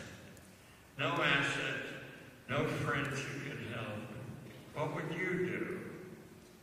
Go home, of course, but not for Irina, who had a dream, and by cleaning toilets and by hook and by crook, Irina eventually made her way to Paris, France. Her book will supply the blow-by-blow details. Month after month, in between menial jobs, she made the rounds of modeling agencies, only to be told again and again that she was funny-looking and not model material. 3 years passed in this fashion, sleeping on floors, trying to keep her kid, now 6 years old, alive, and you think you have problems. But her dream wasn't dead yet.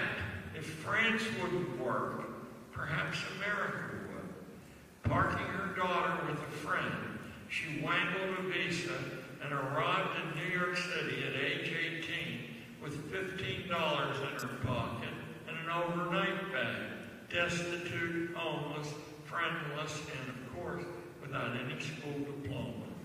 And a funny-looking Eskimo, alone in the big city with no college prospects. 1 year later, Irina was on the covers of Vogue and Harper's Bazaar, a fixture at the best parties on the East Side. She had a role in a Woody Allen movie and was earning $5,000 an hour. So take that, you know-it-alls. Take that, stupid pseudo-scientific assumptions. Tanya, Danica, Irina, they represent for me a promise concealed in all of us before institutional schooling, including institutional college, steals it away and smothers it. Tanya, Danica, Irina, school would actively have discouraged all three. The first of sailing around the world alone without any training. The second from roaring around a racetrack at 226 miles an hour. The third from heading for the United States, fresh from a Chinese whorehouse with an infant in tow, instead of going back home and going back to school. The loss of vitality to our body politic, the loss of real wealth to our whole society, which we pay when school bleeds away our own Siberian dreams, is a disgrace and a crime with few parallels. What we get in exchange are pinched, debt-ridden, unimaginative, cowardly lives. We become people who whine, like Joe, but we did everything we were asked, and now why has everything gone wrong? Like Doom Joe Pellizzola.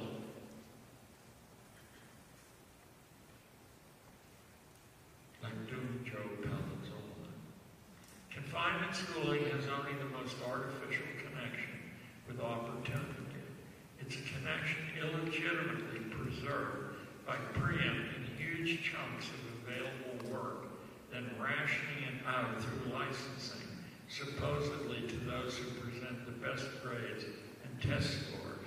Even that's a lie, as you now know. If we continue in this fashion, the day will come when the American experiment with liberty, self-reliance, free speech, and universal opportunity will simply vanish, overrun by those nations and the Shen Wen Wrongs, who can do American schooling as functions even better than we do. Already 85% of the merchandise in Walmart is made in China. Medical tourism to Eastern lands, where complex operations are available for pennies on the dollar, will soon erode the pricing power of American high-tech medicine, and nobody's job is safe, only the jobs of bankers and politicians. The best response to these deadly challenges is through the imagination, not through tests and the discipline of bell-driven routines.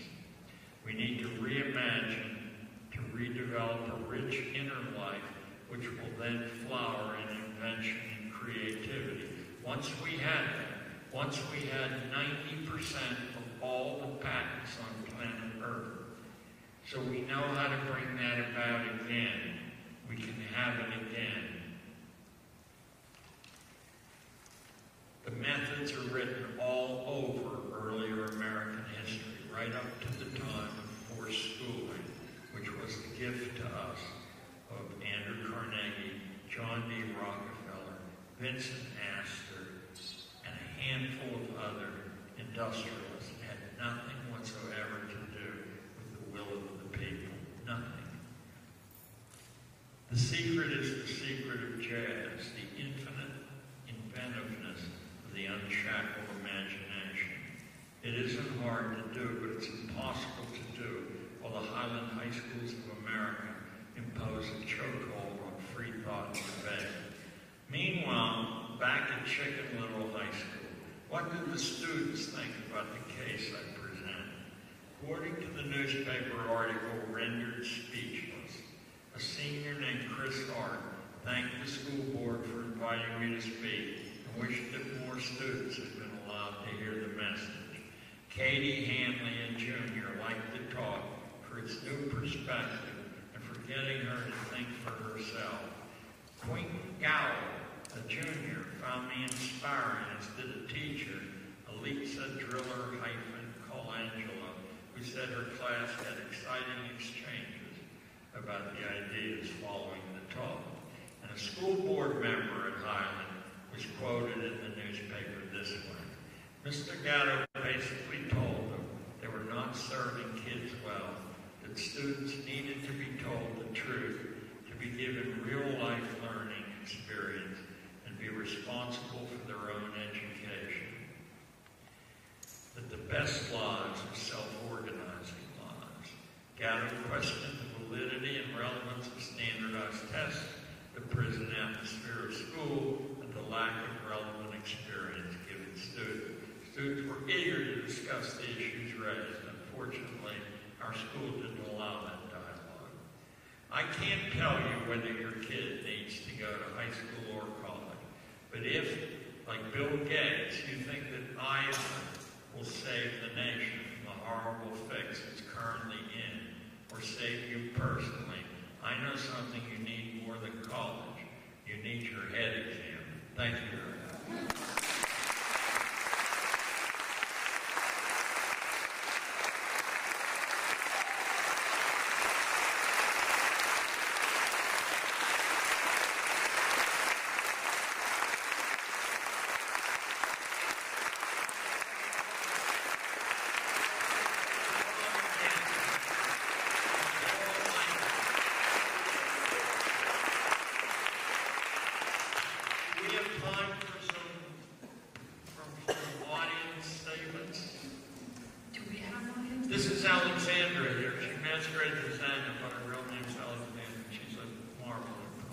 John, I totally agree with your premise, and I'm not going to at all get into the argument. My question is this: as someone who labors in the trenches with the people who have been screwed, which I do, and sometimes actually have successes, what's your action plan? How do you see us helping all the current students and their parents who have been screwed by the system? We can't just write them off. I may be going to disappoint you. There's not a system to replace this system that will not, in short order, corrupt itself the way this system did. What we need are asystematic responses, the responses of good jazz musicians to the situation. And if you say, well, that's blue sky, John, in a dangerous time, what I want you to do for homework is to read the autobiography of Benjamin Franklin. Not a particularly nice guy, but somebody who, by the age of 12, was working 60 hours a week of hard labor, and in his spare time, he and his friends were putting themselves through a curriculum that Harvard wouldn't dream of asking its undergraduates to do.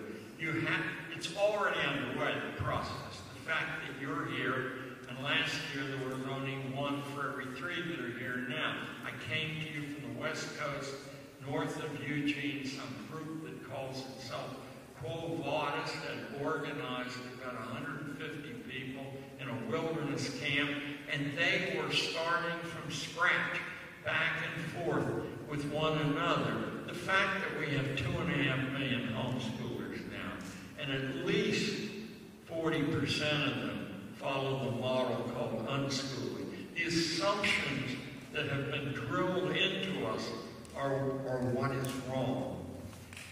When I go to China, and I've been there 6 times in the last 3 years, the American businesses that arise from the imagination, some of them are loathsome businesses, like fast food. But what fast food sells isn't food at all. I'm not being at all sarcastic. What they sell is a return to childhood, a brightly lit room, soft, mushy food, 2 flavors exactly, not 3. One is intensely salty, and the other one is intensely sweet. Clean toilets to get rid of the food, and a show to watch. You can watch the people at the other tables. I go to China, let me tell you, there are many more fast food outlets per square block in China than you ever see here except in Las Vegas. They're packed to the gunnels with Chinese young people, packed to the gunnels, whereas this exquisite 5,000-year-old cuisine that balances textures and flavors is available, certainly not for more money than a McDonald's meal would cost. They're patronized too, but not nearly to the same extent. All over China you find huge outdoor television sets, 10-foot by 20-foot screens, and audiences sitting watching. Get ready for this, the Minnesota Timberwolves play the Dallas Mavericks. That was in a tea house on the Pearl River. I saw that. In McDonald's, every second Chinese has a computer open.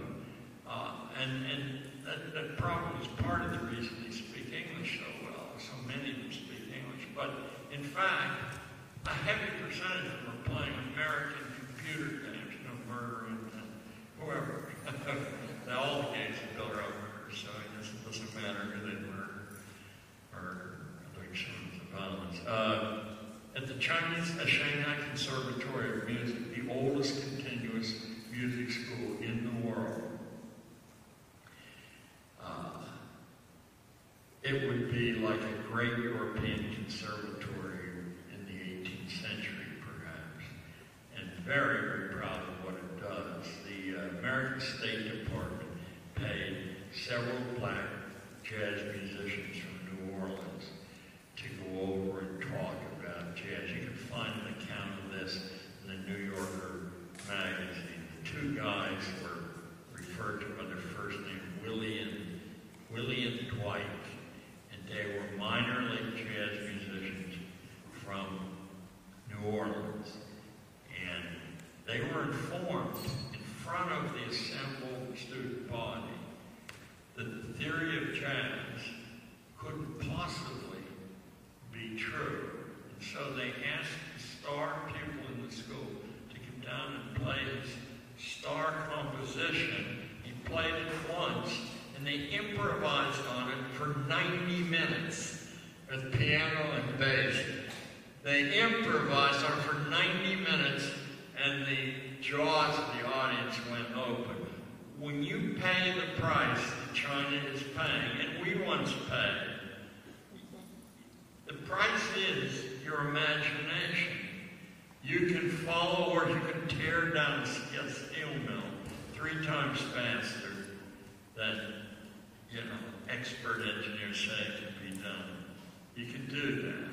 But what you can't do is think very well. But you can take any student and with the right encouragement, John, bring them to critical thinking. So why say they're gone, there is enough? If you don't have to write them off. No. I know you don't have to write them off. That was, again, that's a rhetorical flourish. I will say this, that after 21, if you want to salvage yourself, it's long,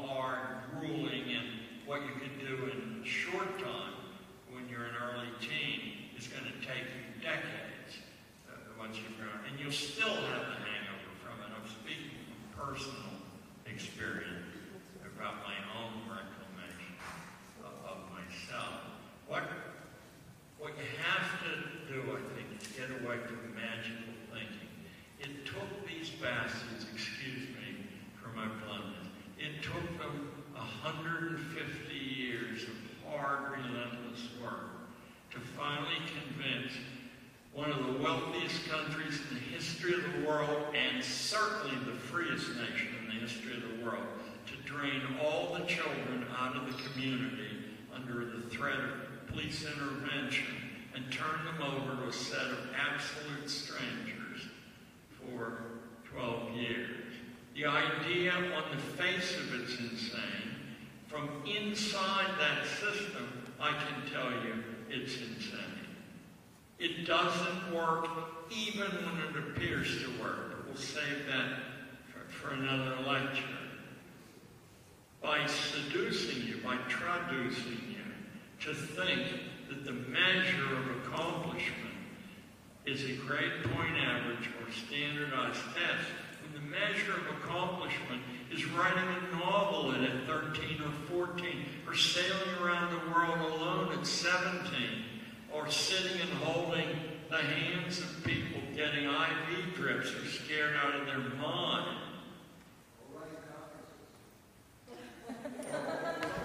That's what came to my mind. You see, when you were talking about debt and banks and money people owe for college, and I said, man, that's scary. I mean, I never had this college versus money thing because I grew up in a country where you don't actually have to pay for college. Paid off, and I'm like 53, and then you're a free woman.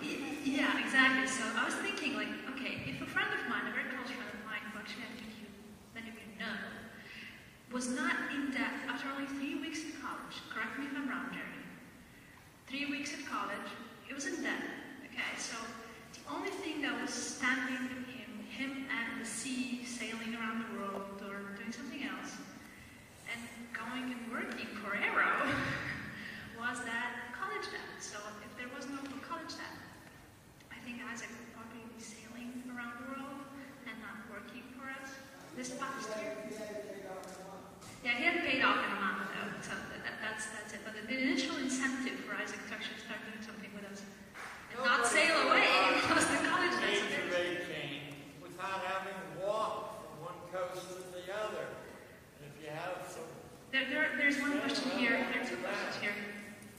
It's blink your eyes, and there are thousands and thousands of useful things that need done. There are two questions here. Hi, this is Maria, who's in her spare time when she's not being a physician. She designs Sorry. This is Maria. Go ahead. I wanted to ask you to comment about the recent gift to the Gates Foundation by the second wealthiest person in the world. It seemed to me, I've watched Gates a number of times, and I don't mean this in any personal negative way, but he doesn't seem to be a very bright guy. He gave a lecture at Columbia, my alma mater, unfortunately, and he said that the person who was, I think it was Murrow, who said, Mr. Gates, you've just gotten into philanthropy recently. Is it because you were so busy? And he said, yes, I was very busy making money, so I didn't have time to do philanthropy. Now that I've had the money, I can do philanthropy, which I found absurd and ridiculous and total BS. But I find that this combination is not going to accomplish anything. I think it's very significant from a medical perspective. The money that the Gates Foundation has spent has been on immunizing kids. But then the hook is that we don't know about is that the next immunization is up to the government of that country, and it's not going to happen. And so it seems that this game playing between these two gives the illusion that there's God out there who's going to take care of everybody, and that's a very dangerous assumption. And also, Mr. Gates makes all kinds of assumptions about his own intelligence, which seems to me are extremely inappropriate. Then my next question is just, do you think that people have just, that we're not progressing, but degressing, and we're not hardwired to deal with communities of this size?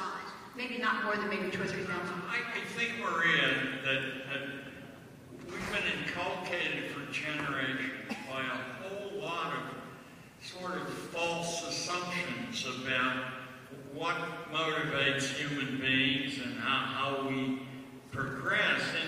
And in Gates' case, I don't want to demonize Gates. I think that he has a profound underhanded component when he trains people to take his work at 1/6 of the income, and no mention is ever made of that. You should say, well, Mr. Gates, my kid goes and takes an engineering degree. degree, can he expect a fair shot of being hired at an American middle class scale, or will he have to compete with your Indian and Chinese graduates there? I mean, somebody needs to put a bell on the damn cat. But I'll say this, you know, when you come on strong in a short presentation, there's a bit of unfairness involved.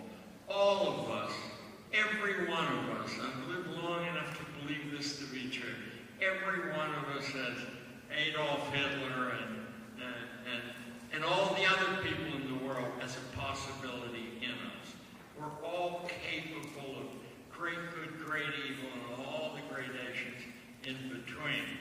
I think that if Mr. Gates has a duplicitous section of his character, he also has run into the Midas phenomenon, that it doesn't matter whether you have $44 billion or only $4 billion. You couldn't possibly, using your current imagination, spend it in 20 lifetimes or 120 lifetimes. So he wants something that has gravitas. He wants to be remembered not as a rich, sappy-looking fool who made a system so bad that he was denounced about 10 years ago in the Wall Street Journal that took 3 full pages to say if anyone had ever foisted an invention this flawed on the general public that wastes millions of hours of human time every year because it's just badly designed and badly put together, that they hardly would be considered a national hero. That's the Wall Street Journal speaking, not me. Buffett I have an awful lot of affection for. You got to read Buffett's autobiography to find out that by the age of his Kansas City, which is like a hellhole in the summer, Omaha, which is like a hellhole in the summer.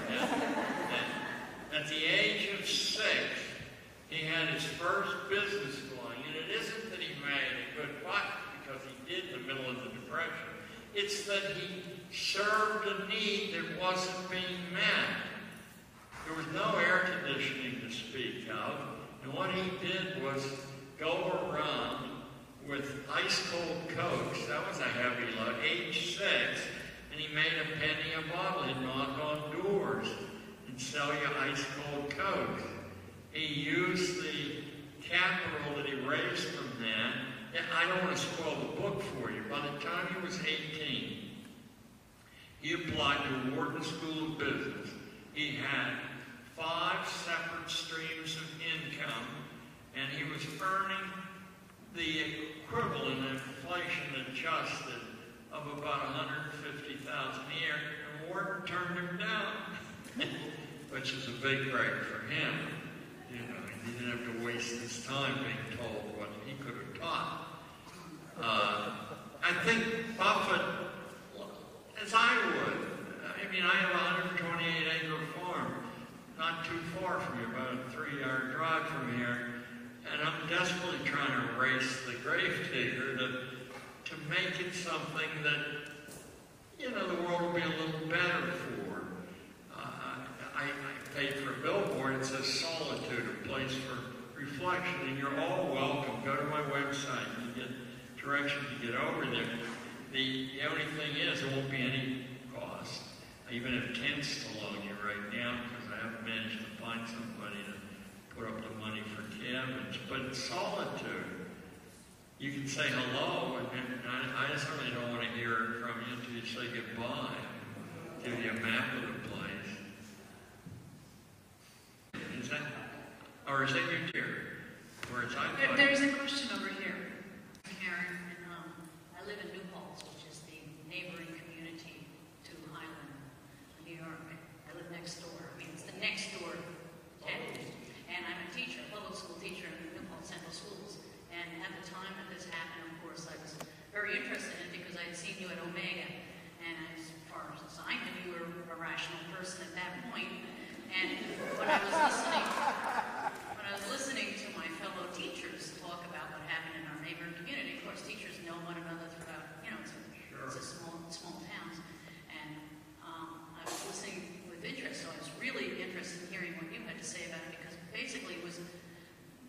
sounded like you were going off the deep end, and they were talking about a film that you had seen, and you had shown, and I wanted to know what the film was called. Oh, that was what they call a red herring or a white something or other. I showed a short film, 22 minutes, that had been shown on the Discovery Channel, so it hardly could have been. In the film, there happened to be some scenes, not of the actual shootings, but of the high schools where the shootings took place. That occupied perhaps 60 seconds out of the whole thing. Remember, when you summon the police, you're going to have to justify that to somebody else. You know, and the excuse given in the papers was that while that might be appropriate for, you know, older people, it wasn't appropriate for the lie, of course. If you've been taught a little bit of the formal rules of thinking, as I was in third grade by the Jesuits at a private boarding school who taught us the dialectic in third grade. Well, I guess other people were reading funny animal books. If that explanation were true, then why would you cancel the meeting with the parents that evening, all of whom were, we would assume, 40, 50, 60 years old? But the film's been shown all over the United States. For the last 4 years, I guess desperate's the wrong word, but we've been fighting an uphill battle, and I have surrendered as of a week ago to raise enough money to make a full-length feature film which would bring people up to speed on where schools came from, why they took the shape they took, how they've managed to resist change in the face of continuous criticism. It's not just a recent phenomenon. And we were going to tell the history of schooling in an animated central section. There's a whole bunch of first-rate documentaries about schools. Nobody watches them, but they preach to the choir. The only way to crack this institution is to have a full-length Technicolor documentary with an animated section and voiceovers by Eddie Murphy, who agreed to do it as a comp, by Jennifer Connelly, who agreed to do our voiceovers as a comp. I mean, these are multi-million-dollar fee people. Lou Latham, the editor of Harper's Magazine, said he would do the section on elite private boarding schools. Because what we can talk about if we had a week here is the vast difference between the targets of elite private boarding schools and the targets of so-called gifted and talented programs. They're miles apart from one another. Yes? Hi, I'm Emily. I go to Scarsdale Alternative School. Emily. I go to Scarsdale Alternative School, and I was wondering what your opinion was on education for education's sake and learning because kids enjoy learning. It's the only thing that's worth a damn. I mean, let me tell you, education and schooling are two different things. Schooling has some value. You know, I learned in a couple hours how to blindfold and take a rifle apart and put it back together again. Or you can learn how to impound the water supply of northern Germany. It'll take you a few years, but you can learn how to do that. All of these things are mostly by rote, not completely. But think of that as a kind of instrumental training. What education is the development of judgment, of personal philosophy, the ability to write your own script, to weigh nuances. It doesn't work. It doesn't happen inside of a classroom of strangers who either hate one another or lust after one another or are sweating because it doesn't happen. All you have to do is wipe away the sappy, sentimental assumptions and look at any classroom. None of them work. They don't work. Mine look like they work so well. And partly, sometimes they did. But they looked like they worked so well because I had such a strong personal relationship with each student in the class that the truth is, and I only came to see this painfully because it was so much fun to go home, that they were looking to please me. You know, when I'd leave the room and go down the hall, I'd have 30 or 40 kids following up because I was a lot skinnier and better looking than them. But I said, this is crap. I'm just training to be followers a different way. You know, and I went back in and I read the Riot Act. I said, you know, no more of that. You wiggle your hand in the air. You know, if you care about grades, I'll mark your grades down. You know, and if you know how to answer fluently in class, don't ever let me see your hand up again. You've already mastered how to speak in front of a group of strangers. If you want some real stuff to sink your teeth in, you'll work out a private curriculum. That is very hard to do. And those of you who are mothers and fathers probably have done that to some extent. Just take the brakes off. Full speed ahead. A record of distinction. You have till they're 18. Otherwise, as this gentleman in the front here says, you can make up for that. But it is so hard and so painful that most people quit trying, in my experience. Yes, ma'am. Excuse me, there's a question here and a question there. I've asked a question. That's her daughter. That's Greeny stuff. Maria, is that the best compliment that you've had for some time? John, you talked a little bit about the issue of, you know, do you ask your whatever about their SAT scores or their GPA? I wanted you to talk a little bit about the issue of licensure certification and the way in which, in medicine, it is the easiest field, so it's one I'm the most familiar with, but it actually is now the case that we have infiltrated the whole standardized testing sort of jargon, licensure, certification stuff is so much an umbrella in terms of the practice of medicine in this country that it is becoming difficult. And not only have we already done licensure that's entirely about multiple choice exams. No more is there any apprenticeship. No more is there any clinical test. It's all about checking the A, B, or the C. Now we've also gotten to the point where you now need board certification in a specialty to be able to get access to hospital care, etc. And actually the public has now been trained. The first question out of people's mouths, many people, is, are you board certified in X? So it's now becoming, no, it's not a GPA or an SAT, but it is there this stamp of a multiple choice test on your forehead that says you're competent? And what we've seen in terms of the condition of medicine as a result is the flailing and failing of the system, and physicians who basically are automatons who can't think. And we have horrific mess in terms of anything that's left of healing in this country, in terms of the practice of medicine. Versus, for example, my grandfather was practicing 40, 50 years ago. We had no technology, we had human beings. I wanted you to talk a little bit about that phenomenon elsewhere, because it exists all over the place increasingly. People are certified, credentialed. People are certified as lactation consultants. People are certified. There are more letters after people's names in my lifetime than I ever would imagine possible. Greeny asked me to talk about a phenomenon that she's a physician, that she's spotted, and you've all spotted in medicine. Let me, for shorthand, call it the corporatizing or scientizing of medicine, which operates on an assumption that it's pretty easy to see is seriously flawed, that you can, in fact, prepare treatments for a generic mass of people, and it can be done by a computer, and so can diagnosis sometimes. But that phenomenon is everywhere, and you should expect that it's in every institution.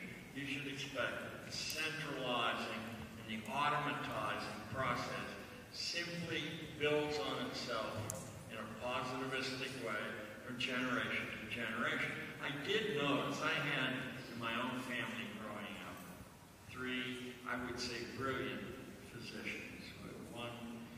One went to medical school in his middle 40s. He had been the assistant superintendent of Pittsburgh schools, and he came home one day. I heard this from my mother and said, I can't bear to work in a business this dishonest anymore. So he goes to medical school in his middle 40s.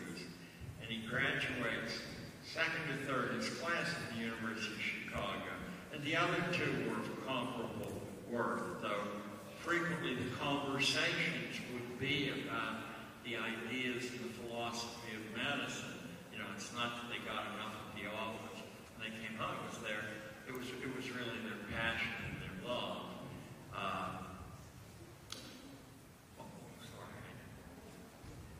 Movement attracted my attention, and when you're my age, that also causes a whole lot to fall apart. So anyway, I had not a prejudicial outlook on medicine. My closest associates were the three uncles that had influences on me. When I went into the Army as a medic, possibly thinking that maybe I'd go back to school, and that my uncle said that they could arrange it to be a doctor. So I was a medic in the Army, and then I switched to the Coast Guard because I heard that they got to go to Bermuda on ships, and I was a medic on a destroyer that went to Bermuda. That was a tremendous amount of fun. And from face-to-face interaction with medical people, I got a very, very bad impression. And in college, from interaction, often in poker games, with pre-med students and medical students, I got a very, very bad impression that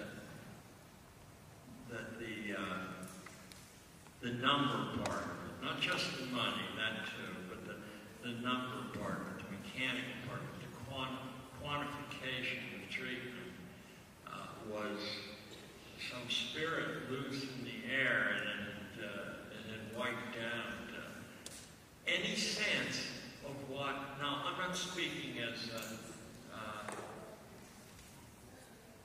a man having any position on Fidel Castro at all, or on Cuba, but as I've traveled around the world over the past 10 years, I must tell you that I have never, not a single time, and I read newspapers compulsively. The town has 3 papers, I read all 3. If it's London, you go nuts, because it's 10 of them. But I read them all. Never seen a good word about American medicine, and now I'm going to come to the real point. I never saw a bad word about Cuban medicine, and often I'd see that it was the best medical system in the world, dollar for dollar, because what it had done was disperse all of the medical operations that could quickly and easily be learned through the neighborhood, so that in every neighborhood on the island, there were a number of people that you could go to for the common conditions, and they saved their small professional budget, I guess, for those conditions that were serious. But the general level of health I read, and I've not had first-hand experience with this, but like the 4th time in the Singapore Straits Times or the Hong Kong Morning Post, I'm reading big articles about Cuban medicine. Suddenly I see the logic of preempting and holding privileged information that you can sell is a hideous idea. It stands on another assumption that you can't trust ordinary people, that they aren't worth much. I don't want to shock anybody here, but that idea comes directly to us from Charles Darwin and his family. His cousin Malthus, who said that we're so degraded and our lives are so horrible that we're better off being worked to death as fast as possible. That's the kindest to get rid of us. Darwin, of course, does anybody in here have Irish on either side of their family? Can I see your hand if you have Irish? Well, if you're going to go to the local school and say, you know, you can't have David Duke, well, let me tell you, pick up Darwin's Descent of Man and see what he has to say about the evolutionary status of the Irish. Just see, because I won't repeat it because you're going to say, gee, this guy's radical. Just see what he says. I will say this, that if an Irisher crossbreeds with someone of advanced evolutionary stock, evolution will march backwards into these swirling mists of the dawnless past. So just be careful about taking up with an Irish. I might add this is the same thing, though, about the Spanish and a number of other people. That's the fellow who's in every school in the United States. Can you imagine why? Yes. I agree with you that homeschooling is a wonderful thing and it's very powerful. But what do you suggest for students who come from really bad home situations? I see a lot of these kids and they come to school solely for the purpose of escaping from home.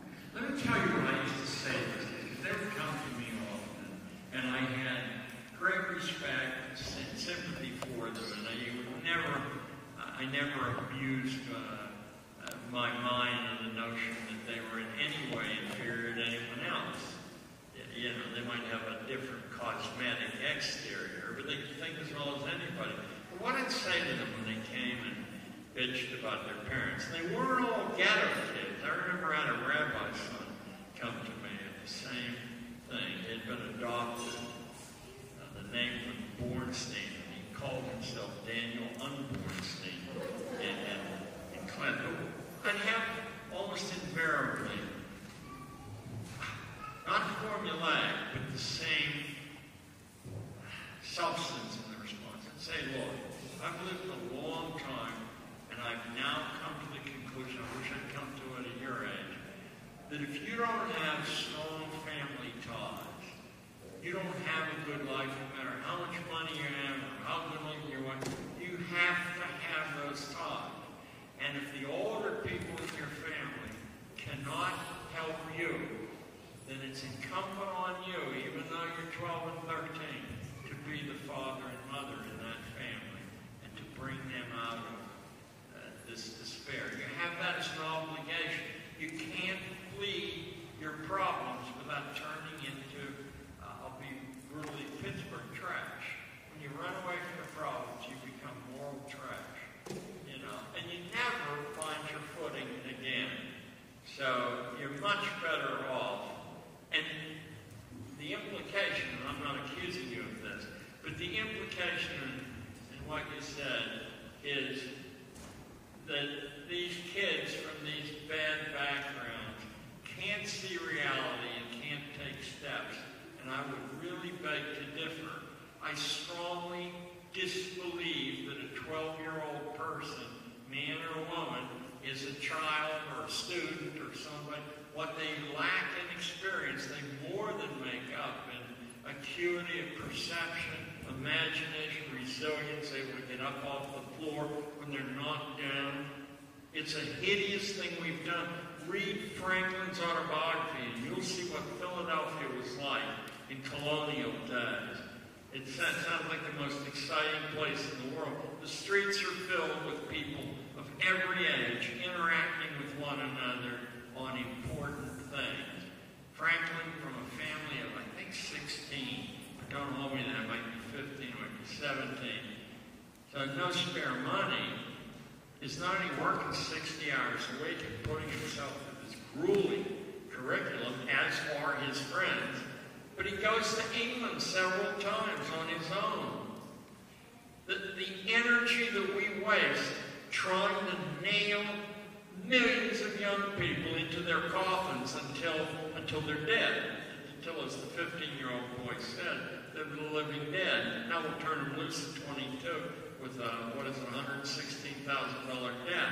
What do you think will happen to that guy? I know America could happen, but I don't think it will. He'll be scared all his life.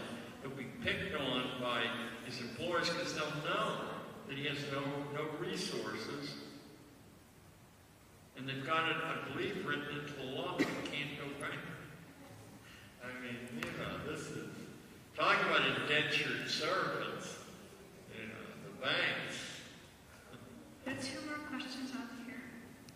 Yes.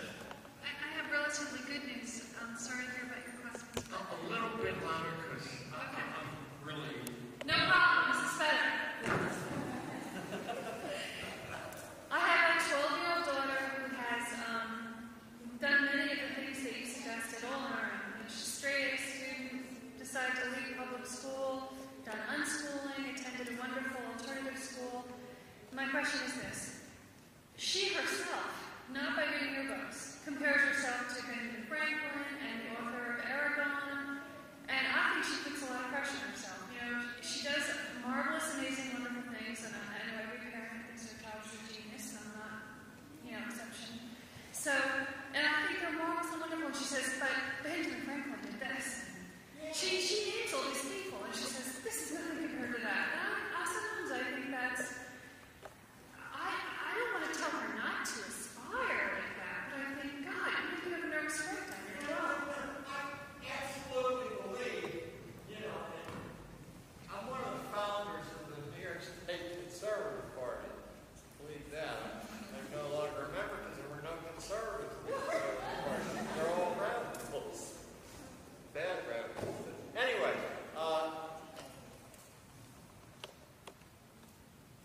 let me deal with your 12-year-old daughter this way to show you what's at stake and to give her a principle. The year before last in Washington, D.C., I was getting an award from a foundation. And sitting right next to me was an 11-year-old boy getting the same award, the same foundation. And it was a super fancy hotel. Kind of just love to call it room services. My son was picking up the bill. So his name was Andrew Sue, P-S-U, and now he'll be 13, I guess.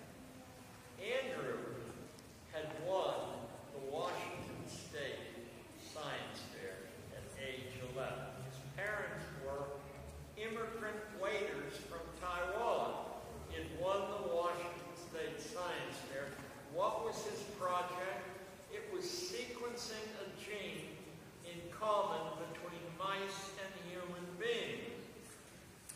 So I'm looking at Andrew sitting over there, and in a spare moment, I said, how did you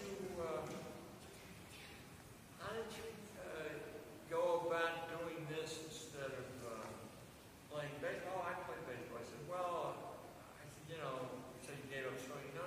He said, I'm a champion swimmer. I have trophy. I said, well, no, how did you go about doing this instead of watching movies all night long?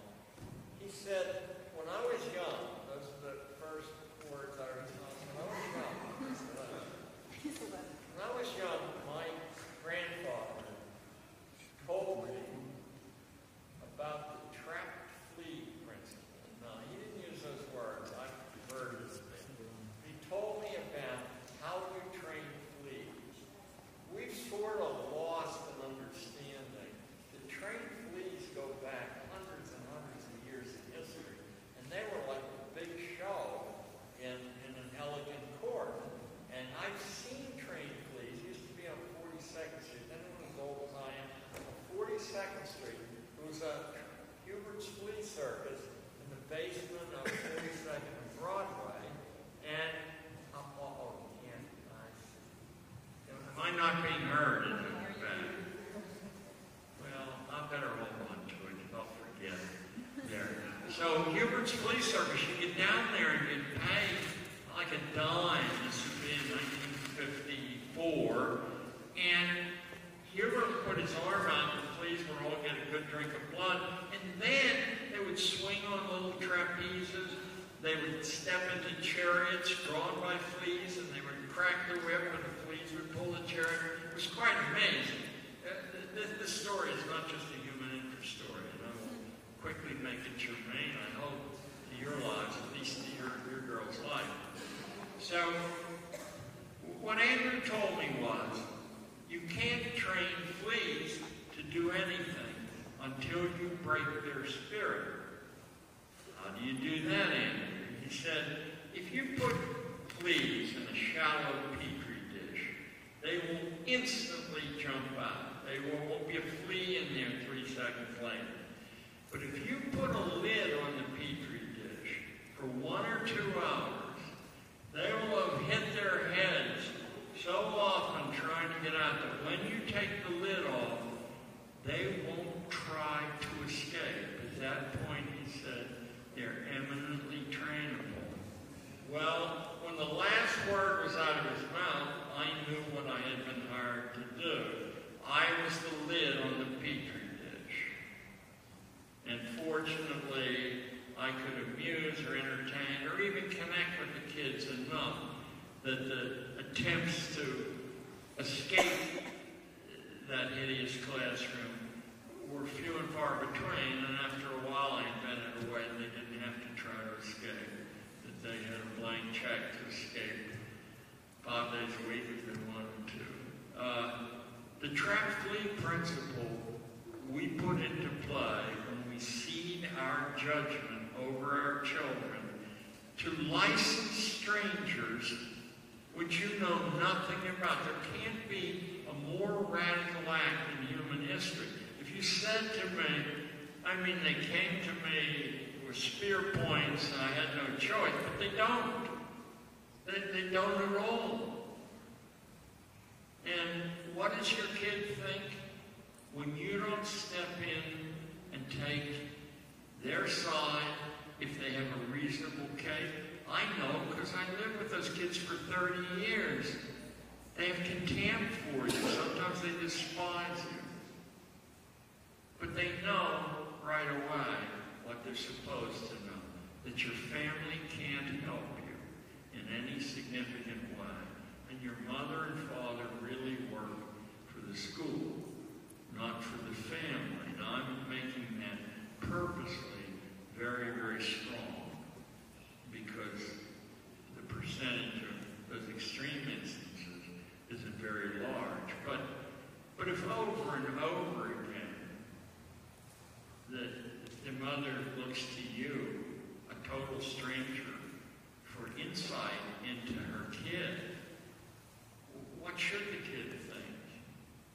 He knows, or she knows, that most of the people teaching, although they're not worse than the average human being, aren't even competent in their own supposed expertise.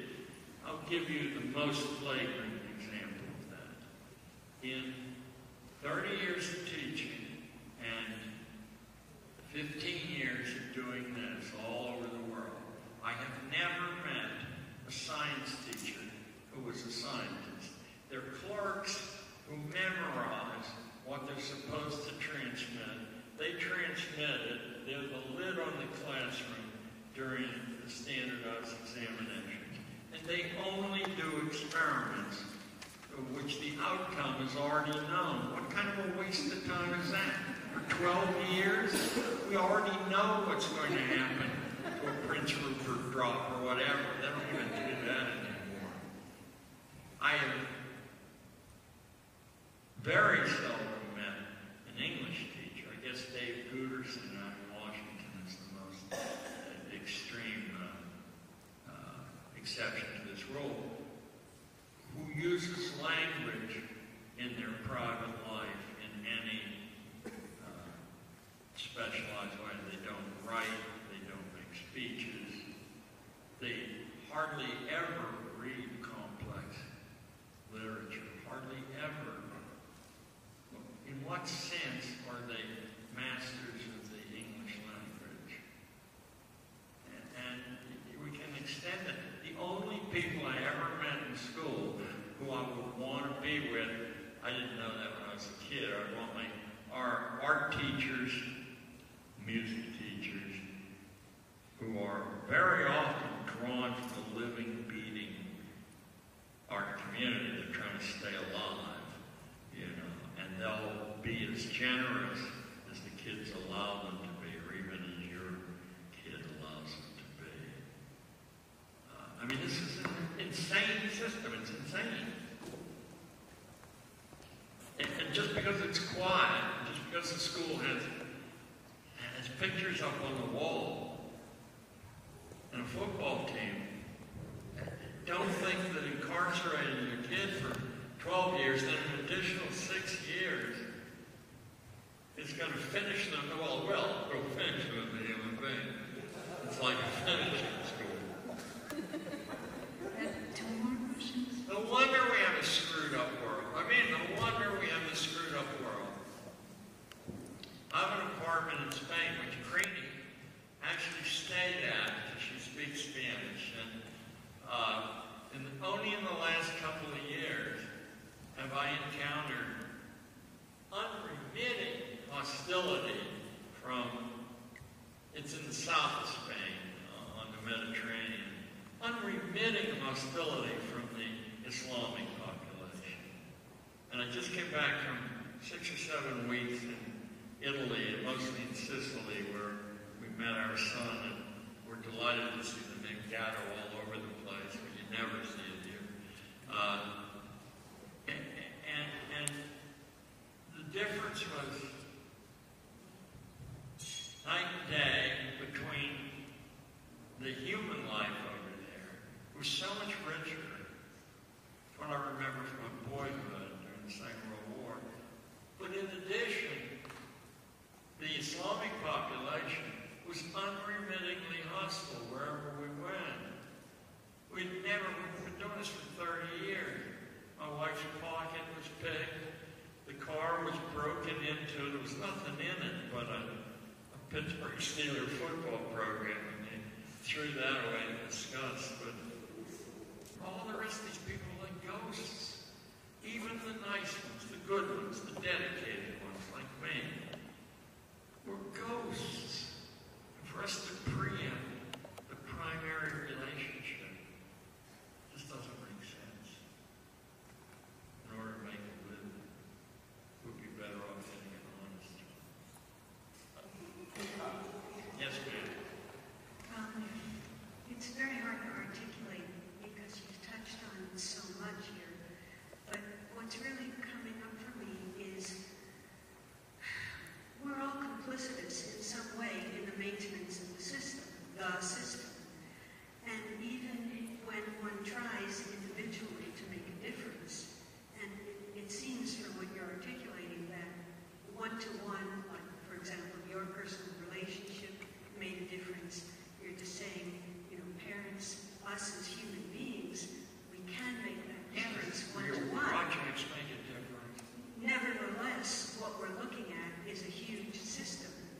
And I don't have a sense yet of how to actually change. And let me just say, the other part of this is that some of the examples that you gave of individuals who did make it, with the dropouts who made it and became multi-billionaires and blah, blah, they were all in industries like Hollywood, fast food, etc., where they end up making personal benefit and yet not manifesting spiritual principles like compassion or integrity or using their benefit for the good of all. So, what about the kid who organized pet sitting and allowed people like me to go on vacation? Okay, so there are some. Building. But actually, so that's the other part of the question. If we're going to impact systemic change, how do we also impact conscience, really? I think the first thing that we all need to realize is this gigantic system's principal strength is your fear.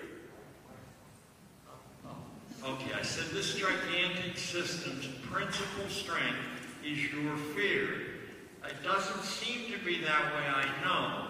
And if you're under the lens and being persecuted by the attorneys from the school district, it must seem that this was a foolish gamble that you lost. But in fact, the system, even in New York City, can attend to very many people who say, I prefer not to, before its trained response is compromised.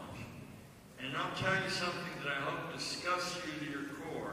There isn't a school in this country, I've only worked in 12, and as a school inspector for a city university, saw maybe another 30, but still, there's not a school in this country who doesn't cut private deals with people who can make trouble for it. Absolutely guaranteed. From the Lou Wasserman example, where he swapped stolen film showings for band uniforms and got his high school diploma, compliments of that swap, to the smallest thing, where you go in and you simply make the case that a teacher-student relationship, your kid and a certain teacher, is unacceptable and intolerable. That for whatever moral or intellectual reason, and you give indications without threatening. There's no need ever to threaten. These people are so uncertain in their jobs, the principals and the superintendents and the APs. There are 20 people waiting for each one of those jobs. The only sin that they're punished for isn't destroying your kid, it's embarrassing the system. And you can embarrass the system as easily as picketing a principal or getting an article in a newspaper or sending a poison pen. If a guy embarrasses the system, he is on his way out. I didn't tell you that both the people in Highland are gone, the superintendent and the principal. I should have told you that. They embarrassed the system by calling the police. Try to imagine the inadequate personality that wouldn't first come up and say, hey, listen, this doesn't work for our kids. And, I'm going to send them back to class. Or what would I do? Punch him in the nose? Who would call the police? They deserve to be gotten rid of, and they're gotten rid of. Will they ever get work again? I doubt it. I doubt it. They'll go around begging and doing office work in district offices somewhere, maybe not in Utah, the Mormons wouldn't have it, but somewhere, maybe West Virginia. If you have a clear idea of the intensely political nature of this bill for business and what its weaknesses are, what it's intended to produce, and then what the obstacles to that production are, you can almost write your own ticket all the way through school. I would prefer, personally, that you would say, I prefer not to, and throw the gauntlet down. How come you can't do it? If the mothers in Scarsdale, about 6 years ago, does anybody know what I'm going to say next? They simply refused the school, Scarsdale High School. Every other car in front of Scarsdale High School is a Cadillac or a Maserati. Those are the kids, those are the faculty. They drive Saturns. But they refused to allow the school to administer standardized tests. They said, what is correct, that they're an hideous waste of time, they're a misfocus of attention, they're an act of magic, and it made the national press. Scarsdale is composed, I would imagine, of people who think they count, and they certainly think they count more than local pedagogues there. So they weren't buffaloed. They were used to success in their personal lives, and they would be damned if some teacher college product was going to waste their kids' time. Suddenly, it was day-to-day reporting, suddenly a media blackout. Not another story. The story didn't trail off, the way you'd expect. It just stopped, and I knew immediately a deal had been cut. dozens, if not hundreds of deals like this. A deal had been cut where the people who went on the offensive, their kids didn't have to take the test. But all the rest of the slobs did, the cowards. That would satisfy, probably they passed it through the State Department of Education. And what they knew was something you ought to always keep in mind, that when a flaming parent cohort is in a system, the system always retracts its pseudopods because it knows something. As soon as their own kids are out, which is what in high school, 2 years, 3 years, 4 years, that the system can return to normal with all the champions gone. They're not going to stay around and fight for an idea. They're fighting for their own kids. This is a much weaker apparatus than you can imagine. What they spend the lion's share of your tax money on could not be justified in some kind of third-party court. There is no evidence that there's correlation between grades or standardized tests and anything else except the next grade you're going to get in the same subject, and the next score you're going to get in the standardized test. Wouldn't you, if you were making fortunes every year from this attempt to show hard numbers, even though those are mostly lies too, but nobody shows you hard numbers because they don't exist. Every attempt to show a correlation has failed. Some of them, this is grim, some of them show negative correlations. That is, the higher your scores go, the less well you do. Those are frightening. Yes, sir. I'm sorry. Distinction. I wonder if you could, I think distinction is so important. Like the purposes of school have to do with making for successful adults. No. That is. What I really want to ask you is if you could give some examples. I'll give you a few. There are exactly 6. And let's see how many of them I can recall to mind. My source, by the way, is a book written by the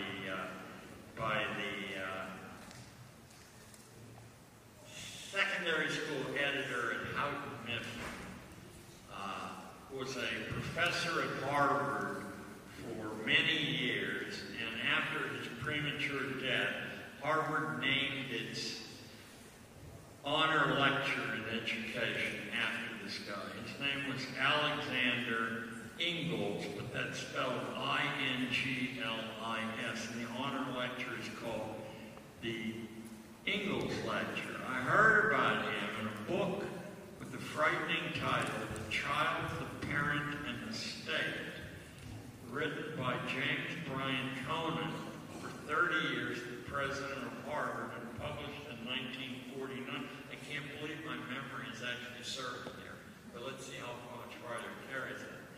So, in Child, Parent, and State, this massively important school figure, James Bryan Conant, who is the real reason we have universal standardized testing, and the real reason we have gigantic high schools like Columbine with 3, 4, 5, 6,000 kids in them. He said that some well-meaning people, this is 1949, are trying to unthread this system that was carefully built. He says, now I'm paraphrasing, he says in effect, that would be a very foolish thing to do because what would immediately follow is the collapse of the entire economy. So these people have a short-sighted look. He said the schools were set up in the period 1890 to 1910 to perform 6 functions.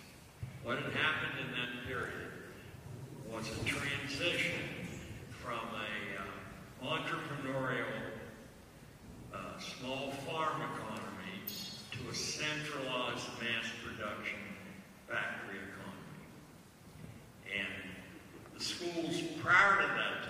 least outside of urban areas, had no time to waste with indoctrination, because the harvests had to be brought in and all the farm machinery had to be kept in repair without a mechanic base available to do that. In other words, the kids prior to the centralized mass production economy actually had to know how to do real stuff, or otherwise their families and their towns were in real trouble. However, Andrew Carnegie was the first, but John D. Rockefeller was right on his heels, and they worked in tandem. They saw that harnessing the power of coal and then oil is twice as efficient as coal, would allow every toy in human history to be hooked up to an unlimited power source, and they would actually run. Now, I'll drop dead right in front of you. Any one of you was taught in school that the Wright brothers did not fly the first airplane. There were regular flights of a coal-powered airplane up and down the Potomac River in full sight of the Congress, the big shots in the country, for quite a long time before the Wright brothers got up. There was no one in the plane, but it got up and it flew, a half a mile or whatever, down the river. It was powered by coal. So that flight had been achieved. It would be like saying that the first human being in a space vehicle is actually the pioneer we should tip our hats to, when the monkeys were the first vehicle. It's like a bus driver. In fact, it wasn't even like a bus driver. You just sit somebody in the seat and they're shot out there. So, with this transition to a mass production economy, several things had to be done. And if these sound sinister, I don't intend them to be that way. The leaders of any society have the responsibility to see to it that there's some kind of a regular income and that it's apportioned with some degree of fairness. So what makes a mass production economy work? Many of the things, not all, but many of the things that are mass produced are inferior to the things that are craft produced. Well, a couple of things have to happen, and they all were assembled in that period of time. For one, you have to redefine what human value is. This is done in a lot of ways. From the pulpit, from magazine articles, from press articles, from influential people making remarks. You've got to redefine what life's about. A mass production economy will not work unless you redefine the value of life as owning stuff and owning the latest stuff. And when that's replaced or obsoleted, getting the other. You have to have people who think that way, even if they don't think they think that way. They behave that way. The next thing you need are people who spend everything they have and then are given easy credit terms so they can mortgage their future indefinitely. You got to have both those things. You got to have people who are broken off from their children. It's Julius Caesar's divide and conquer principle. The family is the deadly enemy of a corporate society because the family contains sources of wisdom that often contradict the corporate pronouncement. And so you've got to break the family. There's a number of ways that is done and has been done. I mean, it's essentially succeeded in our country quite a while ago. But one way is to put the kids in competition with their parents and to seduce them into lives of appetite. At the same time, you have comedians and a variety of other sources mocking the old-fashioned and the fuddy-duddies. Once you got that first separation between parents and kids, the next thing is childishly simple to do. You have to separate kids from their natural alliances with other kids near their age. And the way that's done, just give me a second here, man, because this is a big... After this, there'll be a 5-minute break and we'll get... No. This is a big time thing here. You create a classroom environment where A, it's impossible to concentrate with messengers or loudspeaker announcements or pull-out programs, so that there's never any time stitched together to concentrate, and you encourage the rise of a kind of outlaw mentality in the classroom, where the teacher can be mocked and humiliated, where weaker kids can be preyed on by stronger kids, where the snap and the insult is the lingua franca.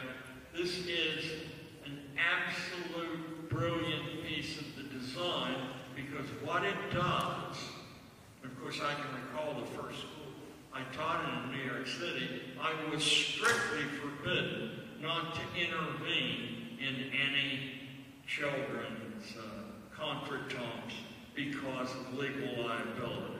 And when that stupid excuse didn't wash, there were other excuses. And finally, the Ford Foundation paid big money to establish a principle of due process for every offense in a New York City classroom. Every offense had to require a defense attorney for the kid, a scheduled meeting in front of the authorities, and, well, there may be 100 of those an hour. You can quickly see that the best way to deal with that, if you see somebody punching another kid or fondling a girl, is just to turn your back.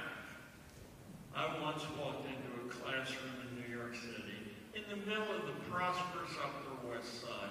I used to try to get in there early in the morning, and some of the kids were there, and a girl who I knew well was stripped to the waist by a young fellow in the class who was very, very sophisticated. I rather liked him. And I said, "Husband, this is it." And he said to me in the most gentle, patronizing voice, "Look," he said, "you're new in this school." He said, "If you send me down to the principal, look at your watch. I will be back in exactly 7 minutes." He said, "and nothing will happen other than that he will be angry at you for wasting his time. And then when I do this again, what are you going to do?" That was a 13-year-old boy speaking to, I guess I was 45 at the time. This is not uncommon. It's not confined to ghetto children. The prosperous kids simply have a different style in doing the same thing. Okay, I just want to say that you have a plane at what time? 6 in the morning? I got there at 5. You have to be there at 5. I'm going to Eugene, Oregon. Yeah, so he actually came in just for us. My plane's at 5, going to Syracuse. Now, tomorrow morning, 8:30, we'll have announcements here after breakfast. And if you have time to run down, there's a few more of his books left. If you want to run down and get them and come back, and he'll talk to people just for a few minutes afterwards, and then he's going to be whisked back. And I want to thank John for coming.